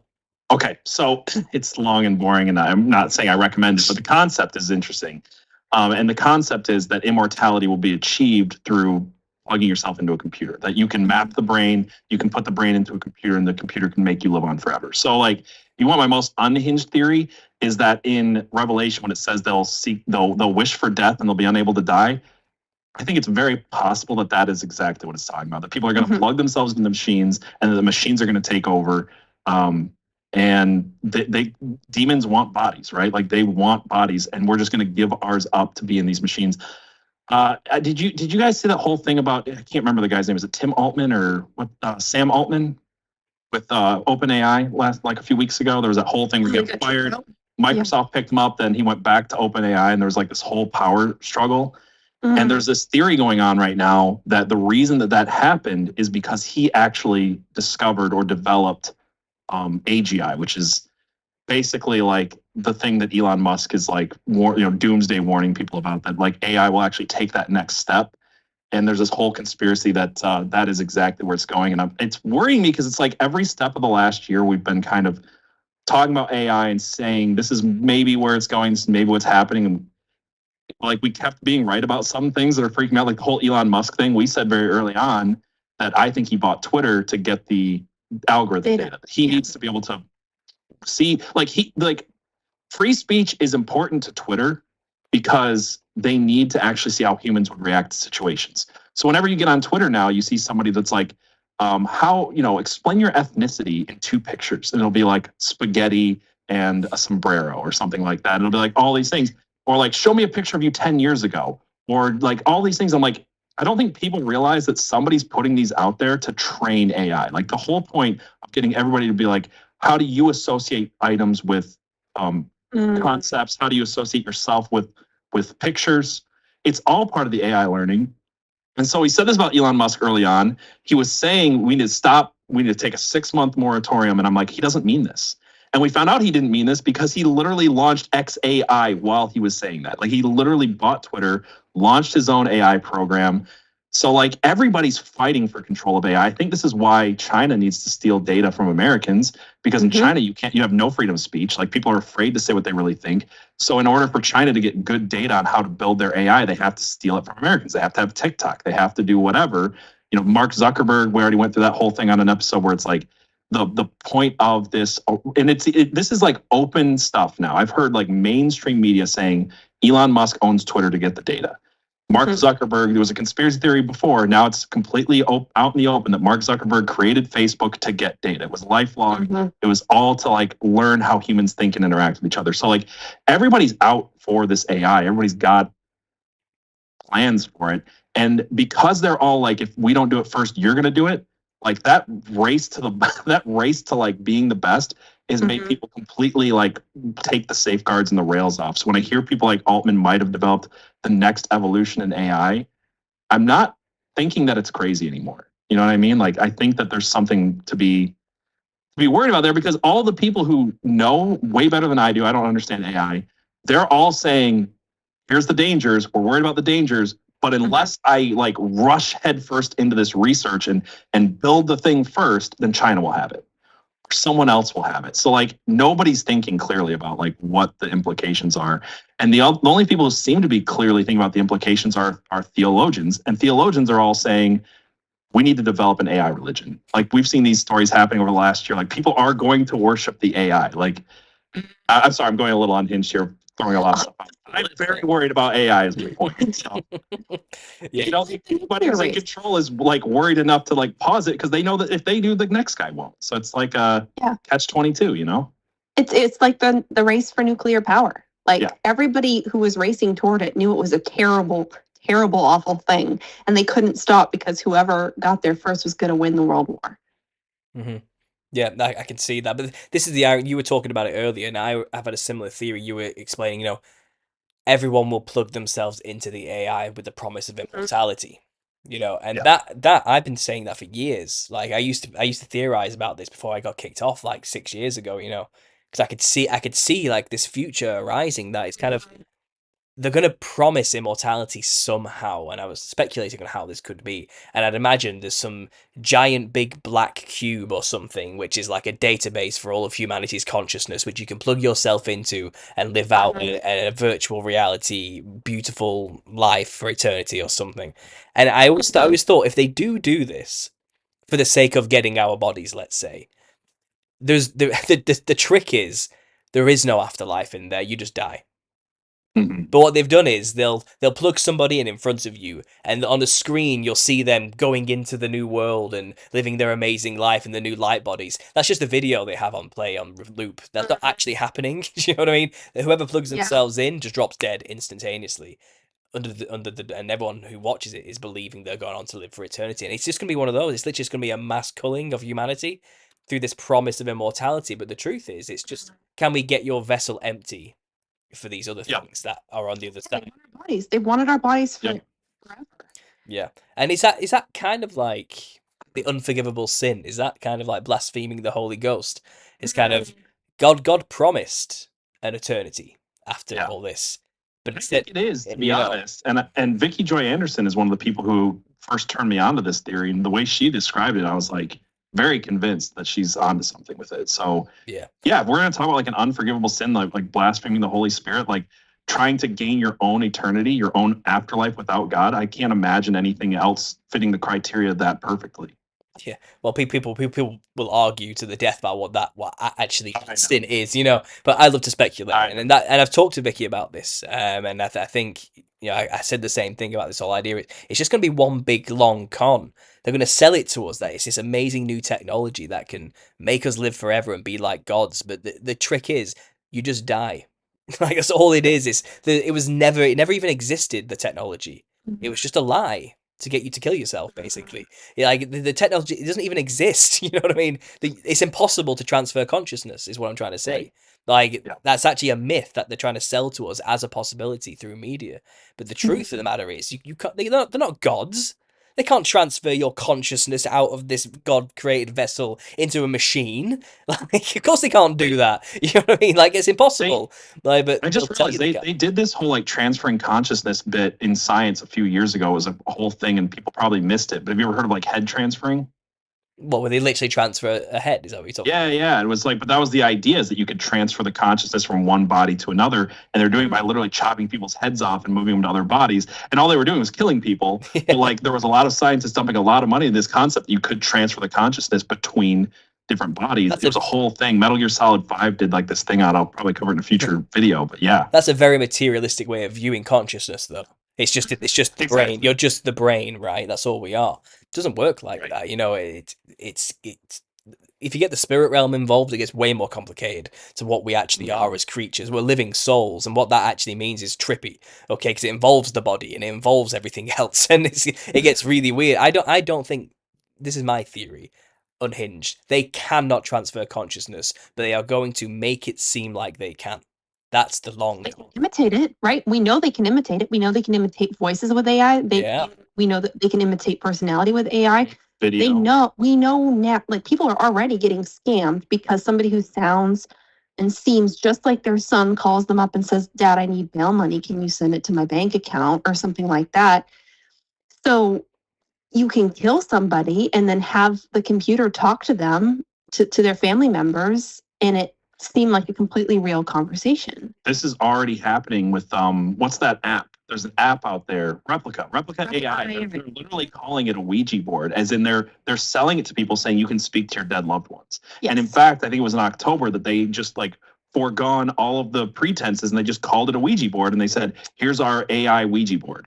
Yes. Because they like themed it around October. So like since the beginning of it, Replica AI was created by a woman whose husband died and she wanted to speak to her husband again. So she creates an AI to speak to her husband, and now they're just selling it to people to speak to your dead loved ones. So that whole idea of like mimicking dead people is already not just like in theory, it's in practice, and it's something you can download on an Android for free. It's insane. Someone's in to step away briefly. I'll be right back. That's fine. So someone in the comments section says, brain cells have been interfaced with computer chips, but that's not the same thing as transferring consciousness, is what I'm trying to say here. I do think there is this transhumanist agenda to merge mankind with more mechanical properties. Sure. Yeah. Replace an arm with a mechanical arm. Replace the whole body with a mechanical body. Eventually, I think that could be possible. But in terms of like what your essence is as a soul, as a consciousness, we do not understand. People do not understand that. Go ahead. No, I didn't mean to cut you off. I was saying you nailed it earlier when you said that there's this whole intertwine between the body and the spirit, and this is why Gnosticism is so important, is because Gnosticism has this belief that the body and the spirit are two totally separate things. That they're not, like uniquely interlaced as the Bible tells us.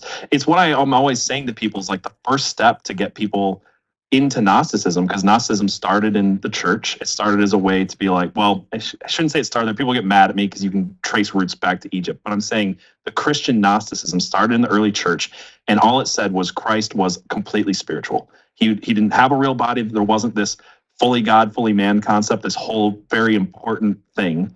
And it's the first thing that people will start to go into is that, it's all spiritual. Everything's spiritual. Nothing is physical. And they just keep going down this route. And it's like, if you are off by 1 degree over a length of time, you're like an ocean apart, right? And that's exactly where this leads. So what you're saying about consciousness is so true, but you can't understand that from a Gnostic point of view, where consciousness and body are complete separate entities. Well, the thing is, transhumanism and Gnosticism are like best friends. Yeah. Because Gnostics believe this is a disgusting flesh prison for our spirit, that we need to break free from, and the evil demiurge has created this physical, brutal place for us to live in these prison bodies, and we need to break there's many ways of getting out of it with many different tangents that different sects go off of, but Sure. The idea is, don't go into the light, you're just being soul recycled. I hear that quite a lot, things like that. Yeah. And it's this, basically, it's spitting on God's creation. This body is a prison. I don't want to be in it. My soul is trapped in this body, like you described. That's what they believe. It's two separate things, and the spirit is better than the other. And I don't believe that. And I don't think that's biblical at all. I think the physical and the spiritual world are one thing, and our physical bodies and our spirit and soul are also the same thing. One will not exist without the other. That's kind of how I see it. And talking about the Gnostic heresies that have gotten into the Christian world, like this is why we have such a hard time talking to Christians about any of the Nephilim stuff, because they think that angels are purely physical or purely spiritual beings. There's no physicality to them. They ignore all the things in the Bible, like how God put a baby in Mary's womb, like supposed to be a completely spiritual being, physical. They could never interact. We have angels kicking people, eating things, walking on land, and like there's so many examples in the Bible of the angels doing physical things, but they believe that there's a complete separation between the physical and the spiritual, and therefore they can't understand Nephilim, and they have to reinterpret Genesis 6:4 as the sons of Seth or some nonsense that's just not accurate. Then they have to ignore Numbers 13:33, and they have to ignore tons, and you have to ignore Peter and Jude and things that Jesus mentioned, things that Paul mentioned, all to fit this theory that's not even Christian in its nature. It's Gnostic in its nature. I think Gary Wayne, when I was talking to him, he's talking about this not in his new book. It's the idea of an oikotarian, it's called, and this is in the Bible. This is in the canon. I don't know the past. He's the one who clued me onto it, so I'm not that deep into this. But he basically says there's this thing called an oikotarian, which the angels use to embody the physical realm. It's like an avatar by Hindu standards. It's a vessel, a body created for the spirit of an angel to manifest here in this earth. But it's not simple as like it's like just a once they leave, the vessel just collapses into a heap on the floor. It's intrinsically linked with their very being and essence. They embody that thing when they come here, just like we are embodied in our form with our souls here. It's the same process for an angel, and naturally they end up having the same sensations, lusts, and feelings and thoughts that we would also have as beings in this realm as well. Hence why a lot of these angels did end up lusting after women and literally mating with them and end up creating all these things, these Nephilim creatures. But never mind that. My biggest contention I find is talking about the Nephilim, for example, is most Christians don't know what demons are. They think they think they're fallen angels. How am I supposed to even begin when you believe a fallen angel is what a demon is? Like, an angel's an angel, fallen or not. They never changed. They are just as powerful. There's nowhere in the Bible that it conflates the two. We've just conflated them in our minds through 2,000 years of tradition and stuff that's just not biblical. Absolutely, but the amount of messages I get saying fallen angels are demons, this is nonsense. And it's kind of, where did you learn that? Because it's not in the Bible. Like, who told you fallen angels are demons? And if that's the case, then how do you square the Nephilim? And it's like you said, they have this whole, they don't really exist, but they kind of do, but we don't talk about them. It's the sons of Seth who mated with, and they just kind of gloss over it, and it's like, oh well, yeah, giants existed, but they're not important. Move on, whatever. Just forget about that. That's not real. They really have to ignore Goliath's brothers, which no one ever talks about. Which and again, like the king of Og of Bashan and all this stuff. There's just tons of stuff you have to ignore. Absolutely. I have this conversation with people a lot where I'll say gods, little g gods, when I'm talking about. People get mad about that one, even though I try to explain it. Yeah, they'll say, "No, you mean demons." I said, "No, I mean gods. I mean the creatures that the Bible talks about when it says gods, because those are different than demons. There's a reason they're called little g gods instead of demons, and those are the fallen angels, and they still have that much power, and people have been worshiping them for thousands of years." I mean, don't get me wrong, Nephilim were worshipped, and maybe as gods in physical form, but they're not the same. Like, at the end, like, people, I keep saying this point, like, demons are specifically the offspring of fallen angels who mix with human women who became disembodied. They are nothing else, and it's like they can't comprehend the idea that they're not casting out fallen angels when they cast out a demon. It's like, you would not stand up against a fallen angel but easily. You know what I mean? Like, I don't think it's as simple as that. It's kind of like, but I don't know. Well, obviously with Christ you can do anything. It's not like that. But I think people, like, there's some hubris behind it. I feel like there's some hubris to believe that they are fighting angels with their power, with their, there's something, it doesn't sit right with me, and it's just not biblically. It's just wrong. It's so wrong. And I find the ultimate issue they have, and I always get to the bottom of it. It's like, so you don't think Enoch's valid? And they always say no. That's always what they say. Enoch's not canon. Every time. Here's where I go with people that don't believe that, right? Is like, okay, say you don't believe Enoch's canon. You have to take the verses in the Bible where they quote it as saying, this is the interpretation that we are taking. Peter, Jude, and other places where, like, this part of Enoch, at least, if you want to take it that way, is 100% biblical. We're agreeing with it here in the Bible. Even then, the argument falls apart. But they don't even want to take that much. No, I don't even think it's canon. I don't even think it's Bible. I think it's just really good history that's been quoted by the Bible, and for the most part, I would take it as truth. Well, this is what I think. The Bible skims over that part of history because, in context to when it was written, everyone knew it. Everyone was well aware of the giants. How can you forget about them? Who can forget that part of human history? You know what I mean? Why even talk about it? The Bible's not concerned with that. It's concerned about genealogies all the way down to Jesus. That's the whole point of the book. It's concerned about a particular group of people. This is the whole point of the Bible. It's honed down. It can't talk about everything.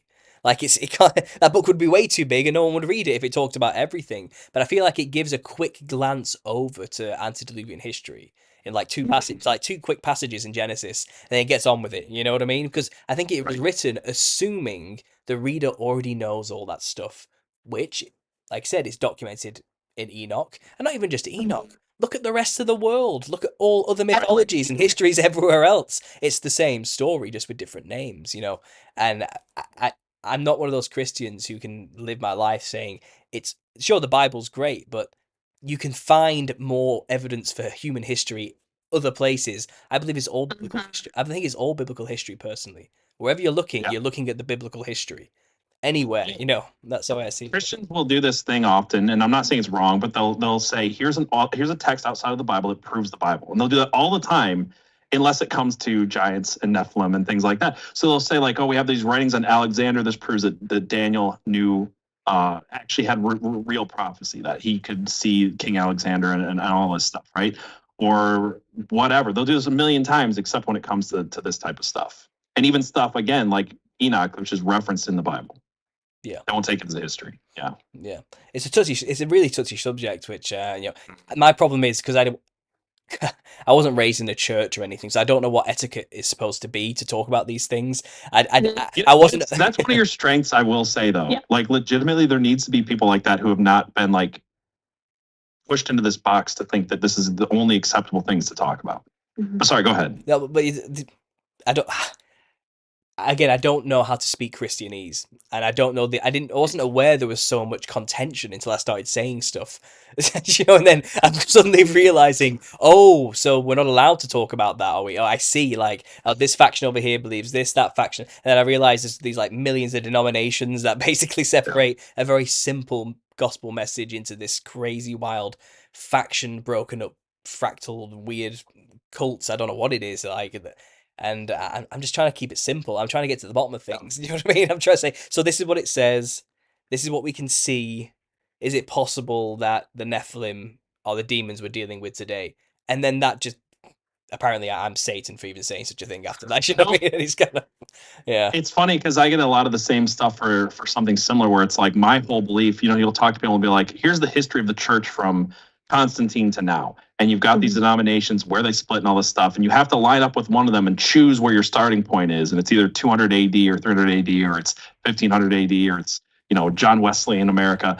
And I'm just like, I reject all of that. And I just look at Acts where it says the Christians called themselves the Way back then before they started being called Christians, was a mocking term in its originality.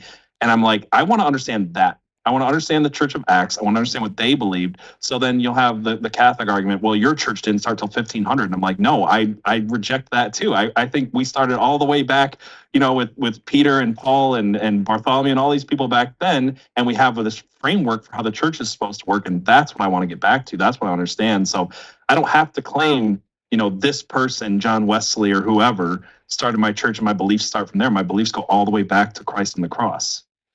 It's that simple, but it frustrates people who are like dead set on having their denomination and their one fallible human being at one point in time be like they replaced Christ for a human so often. Mm-hmm. And I think that's why they're so dead set on their denominations. And I don't want to do that. You see, I feel like my faith began when I asked Jesus to save me, and he did.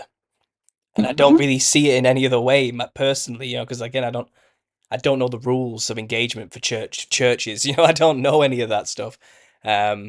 It's more of a practical belief for me. It was more of a practical faith, if you get what I mean. So yep. It's baffling for me. It's difficult for me to get involved with these things because I don't know what to say half the time because it's like I wasn't classically trained in biblical theology. You know what I mean? In any way, shape, or form. So I do know the rules, and I lost.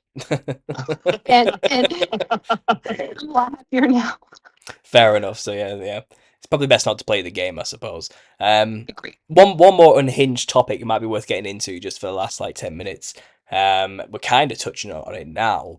When it comes to things like eschatology and end times beliefs, I think right now we seem to be living in a time where people are certain we're watching revelations unfold. This is the end times events, and we're seeing prophecy being fulfilled right in front of our eyes, and Jesus is just about to return. I'm hearing this a lot lately. Mainly because I've been humouring the millennial reign already happening idea. And through kickback, I'm getting, how can you say such a thing? You're clearly a shill, you're an idiot. Prophecy is clearly happening right now in front of us. Can't you see it? Jesus is about to return. And I'm getting all these waves of anger thrown at me. And it's like, well, yeah, but what if it has already happened and they're just trying to make it look like that's happening right now? It could be possible because even the Bible says there'll be a little season where Satan gets to rule after the millennial reign, where he'll deceive everybody. Could we be in that time? is it beyond the realms of possibility? And, you know, people go two ways about it. Fervent anger and rage at me even suggesting an idea. Or they're like, maybe. Where do you guys land on that spectrum? I want to bring up a place in the middle of the spectrum before we Of course you get into can. it. Yeah, I know. I've been seeing this a lot lately. So there are the people who think there was the millennial reign, and now we're in a season of deception, which I find way more compelling than the idea that we're in the millennial reign. Yeah. Yes. I was going to say the exact same thing.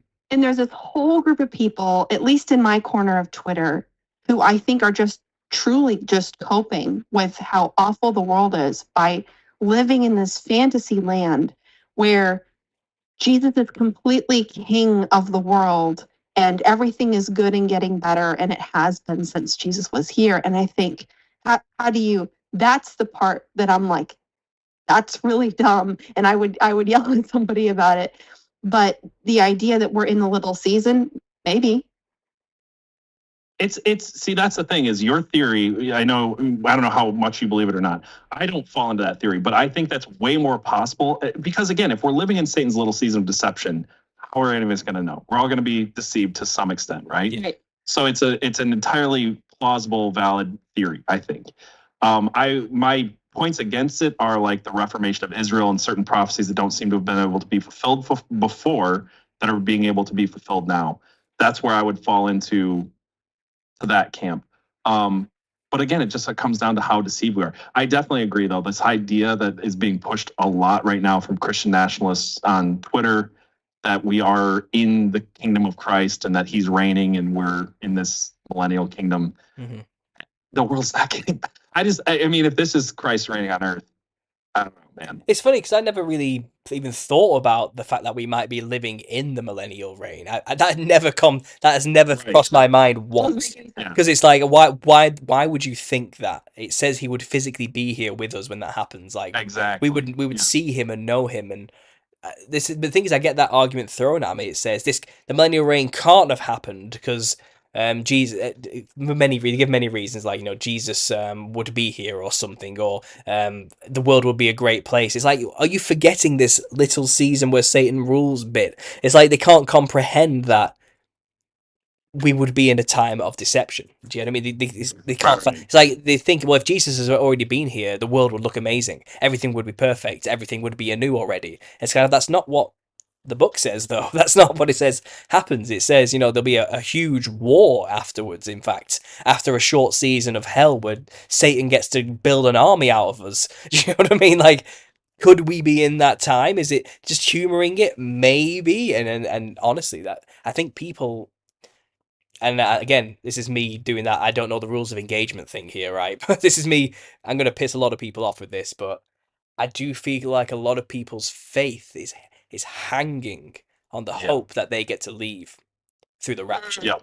Or they We've get, talked about this so many times. And we, you know, since you don't know the rules, we grew up in the church in the 90s and we were raised up with the Left Behind series and this whole thing that, hey, before the world gets really bad, you guys don't have to deal with it. You're going to get raptured out of here. It's going to happen before the Antichrist. It's going to happen before anything that bad happens. So don't prepare, you know, forget about the lamp oil parable. Like, just don't care about other people. Like, I've seen people take this as far as to be like, I don't care about babies getting murdered. I don't care about children on Epstein Island because that's not me. I'm going to get saved. I'm going to get raptured. Things are going to be great for me. And I'm like, this is the most vile, quote unquote, Christian belief I've ever heard in my life. But I've argued with people at length about this. We're like, well, why should I care about politics? Why should I care about the world around me? People starving, babies dying, things like that. It's like, because I get to go to heaven and I'm gonna get raptured and things are good. And I'm like, that is the opposite of, you are not showing any fruits of the Spirit at all. It's just this awful, but people have deceived themselves into this belief. Whether or not the rapture happens when you think it's going to happen is not my point. The way you are living up until that point is where you've been deceived. And we get this all the time. There's this like awful mindset that has come to the church through the last 30 years or more, where it's like, I'm going to stop caring. It's going to happen any day now. It's going to happen tomorrow. I was told in the 90s it could happen any minute. It was Bill Clinton's presidency. It was the end of the world, right? It was Obama's presidency. It was the end of the world. And I'm just like, we got to stop living like this. It is toxic. It is awful. And it is making you look terrible. And it's making you treat people terrible. And if anybody's being deceived, you're being deceived by the fact of how you're living your life. Mm-hmm. The amount of date setting videos I've seen in my 10 years alone being on YouTube, you know, every year, it's always October-ish. Okay, there's always there's a new rapture date set, you know, and people are really get hyped themselves up for it. Okay, they get so terrified, and they do really stupid things in the build up to it, like sell all their property or something, or you know, they genuinely believe it's about to happen. Like they or if it's not the rapture, it's the end of the world event. And a lot of people back in the day, a lot of people were stuck in that Nibiru's coming back realm, and you know, and a giant meteor is about to crash into us or something. It's going to bring a debris field with it or something like that, you know. And whatever it is, there's always some kind of doomsday event around the corner, and I just can't help but feel it seems like a bit of a con. It feels like if the devil was ruling right now, he would want us to constantly believe the end was just about to happen and Jesus was always about to return. Because of the amount of fear I see it bring hype up in people. It's ridiculous. And I always hear this thing like, well, yeah, the only people who are scared are the people who aren't Christians. Because Jesus is coming back and they should be scared. You know what I mean? And I'm not scared because my king's about to return again. And it's like kind of like, yeah, you sound like you're in a cult. You don't sound like you're walking in the way.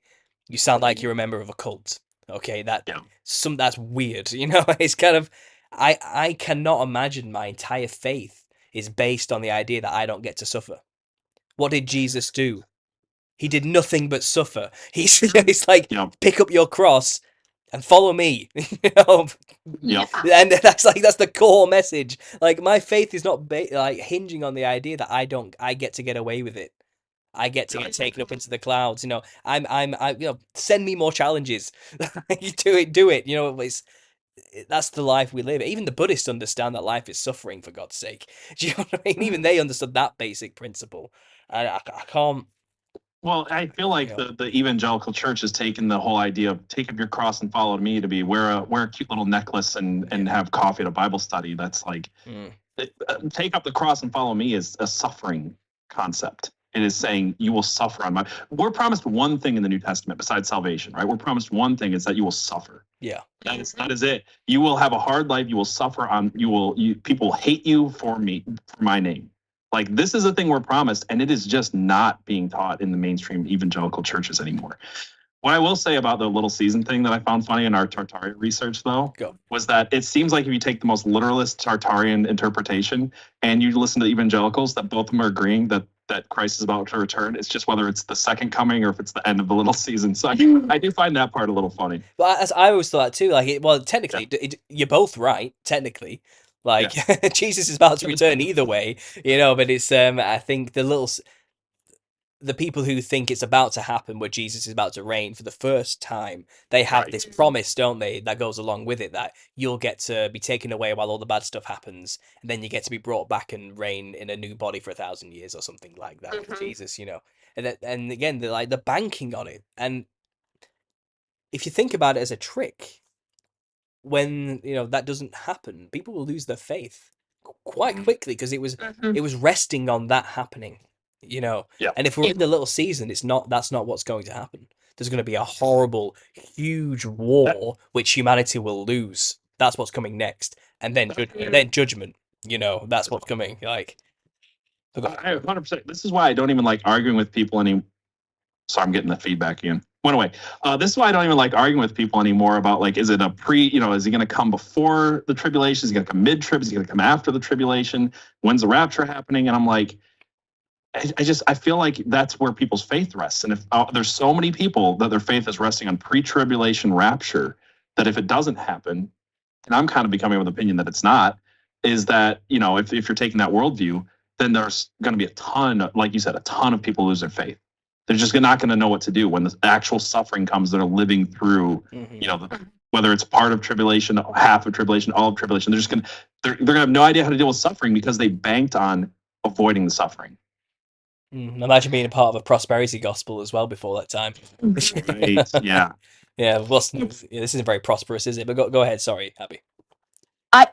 Either way, because I'm pretty solidly pre-trib rapture, but with a couple caveats that I completely agree with you that A, Satan's ruling right now, and B, we're going to suffer.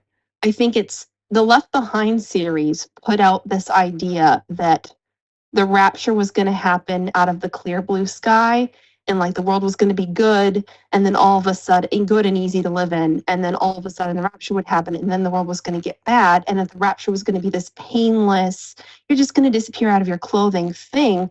I don't think there's anything in the Bible that's actually indicating that you're not actually facing death at that moment. Right. And I don't think that there's anything, I think the Bible is really clear that the world is getting really, really bad, and that Christians are facing horrible things right up until whatever that point is where you meet God in the air. But I could just as easily see Christians are just killed as the rapture moment, like that we don't actually escape anything in particular. We're just all killed before the tribulation period. I think where I differ is that I think prophecy is so important, and each time there's been prophecy, the fulfillment has been clear and well recorded. So we see when Jesus comes, we can look and see all the specific prophecies that were fulfilled up to Jesus. And if we're living in the little season, there's an awful lot of biblical prophecy where I'm like, where's the documentation for this? I Satan deceives, but I'm not sure if I believe that God would ever allow such a complete deception that we would be missing Bible, we would be missing, that faithful Christians wouldn't be able to look and say, okay, yeah, all the Revelation stuff has been fulfilled, all of the specific prophet. You know what I mean? You know what I'm saying? I do. That's just kind of where I'm at. I do. Yeah, on this subject, I don't know where I stand personally. I'm just open. I'm open to all the possibilities because, yeah, you know, I don't have any of these preconceived dogmatic. I don't know exactly Good. how to interpret all of these prophecies because it's. I'm a conspiracy theorist too. It's psychedelic. It's weird. There's a lot of lies and weird stuff going on. You know, a lot of deception. So I'm open to it being anything. To be honest, I really am. In terms of what you said there, you know, God surely would have left scripture for us to see the evidence that it's already happened. What if all the evidence is out there in the rest of the world and not in scripture, and we just need to look outside of it to see the history of humanity? Maybe it is written in everything. Maybe maybe I don't know, because there's someone called the Unexpected Cosmology who really goes into this. Okay, and he's been in the game for a while, and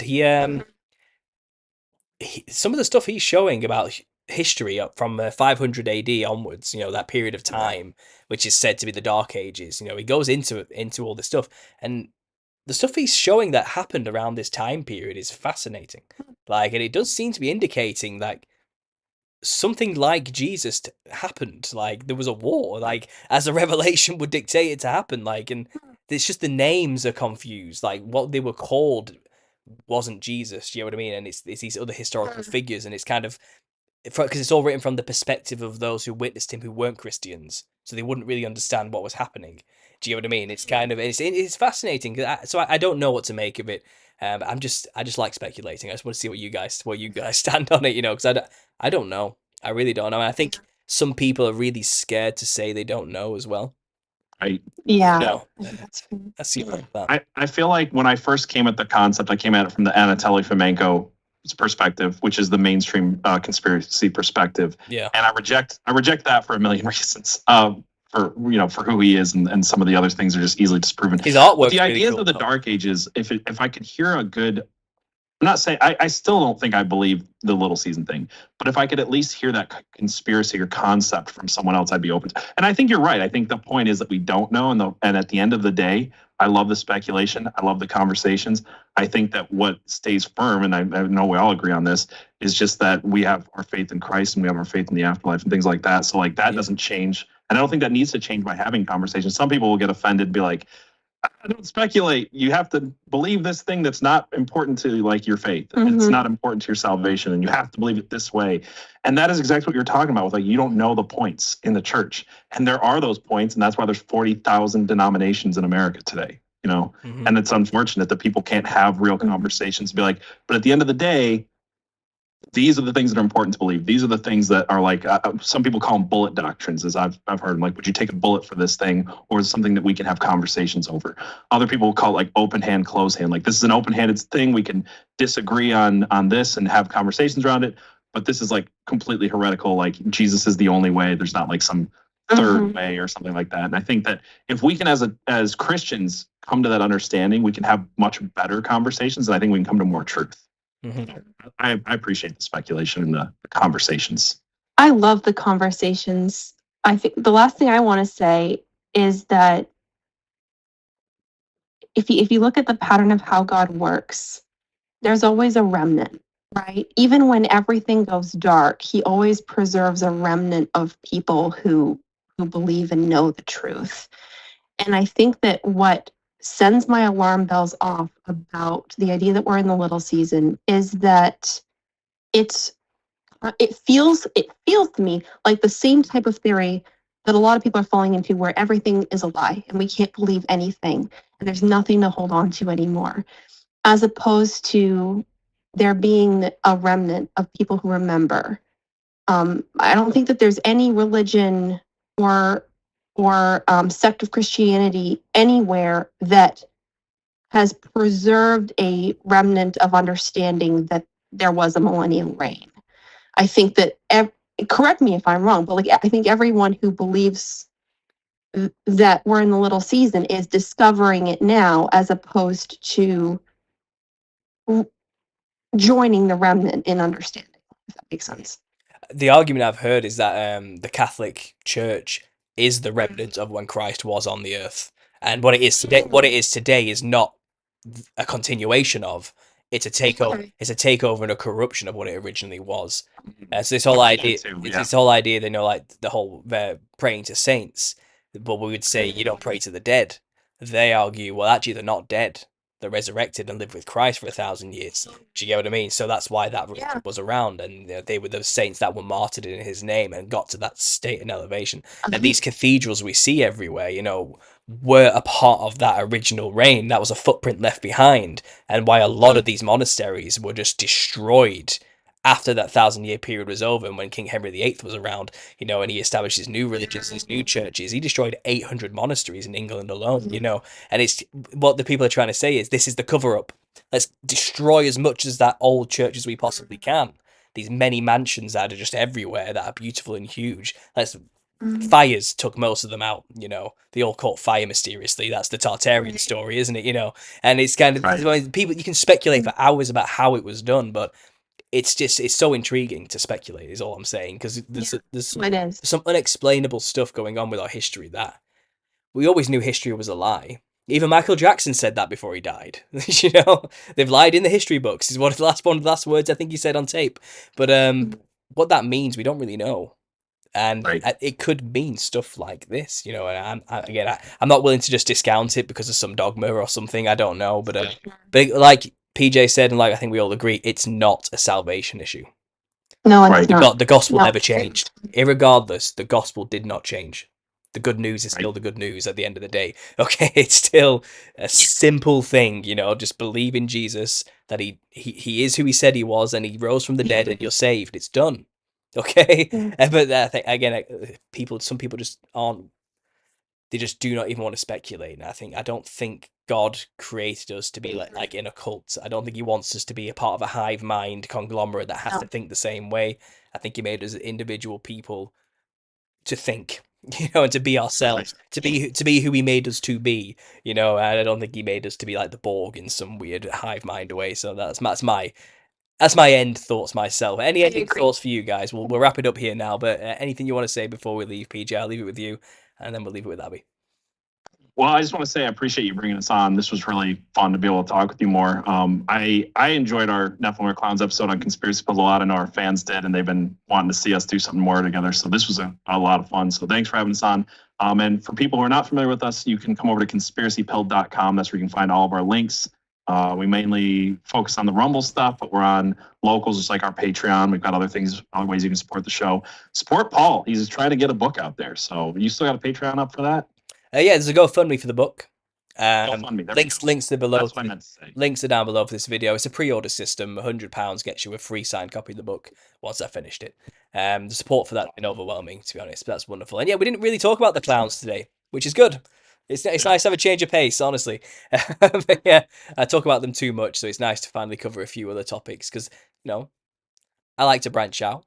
I'm an eclectic type of guy when it comes to conspiracy. I like to dip my toes in many topics. So it's been fun having you here. Abby, anything you want to say before we wrap this up? I just love conversations like this. We're just teasing out the thoughts and it's so hard to have conversations with people because you can't just like let your mind stretch in different directions and ask questions because sometimes you don't even have to agree, but it does make you bigger. Absolutely. And I love that. So thank you. Successful therapy session then. Do you do you feel better? Do you feel better? Because I this is not legal. I don't think I'm allowed to do this technically. I told my wife I had to cancel plans because I had therapy today, and she was so happy. And I don't know if you can feel the same after watching this episode, but I feel better. Yeah, it's just this is the whole point. We need to talk to each other.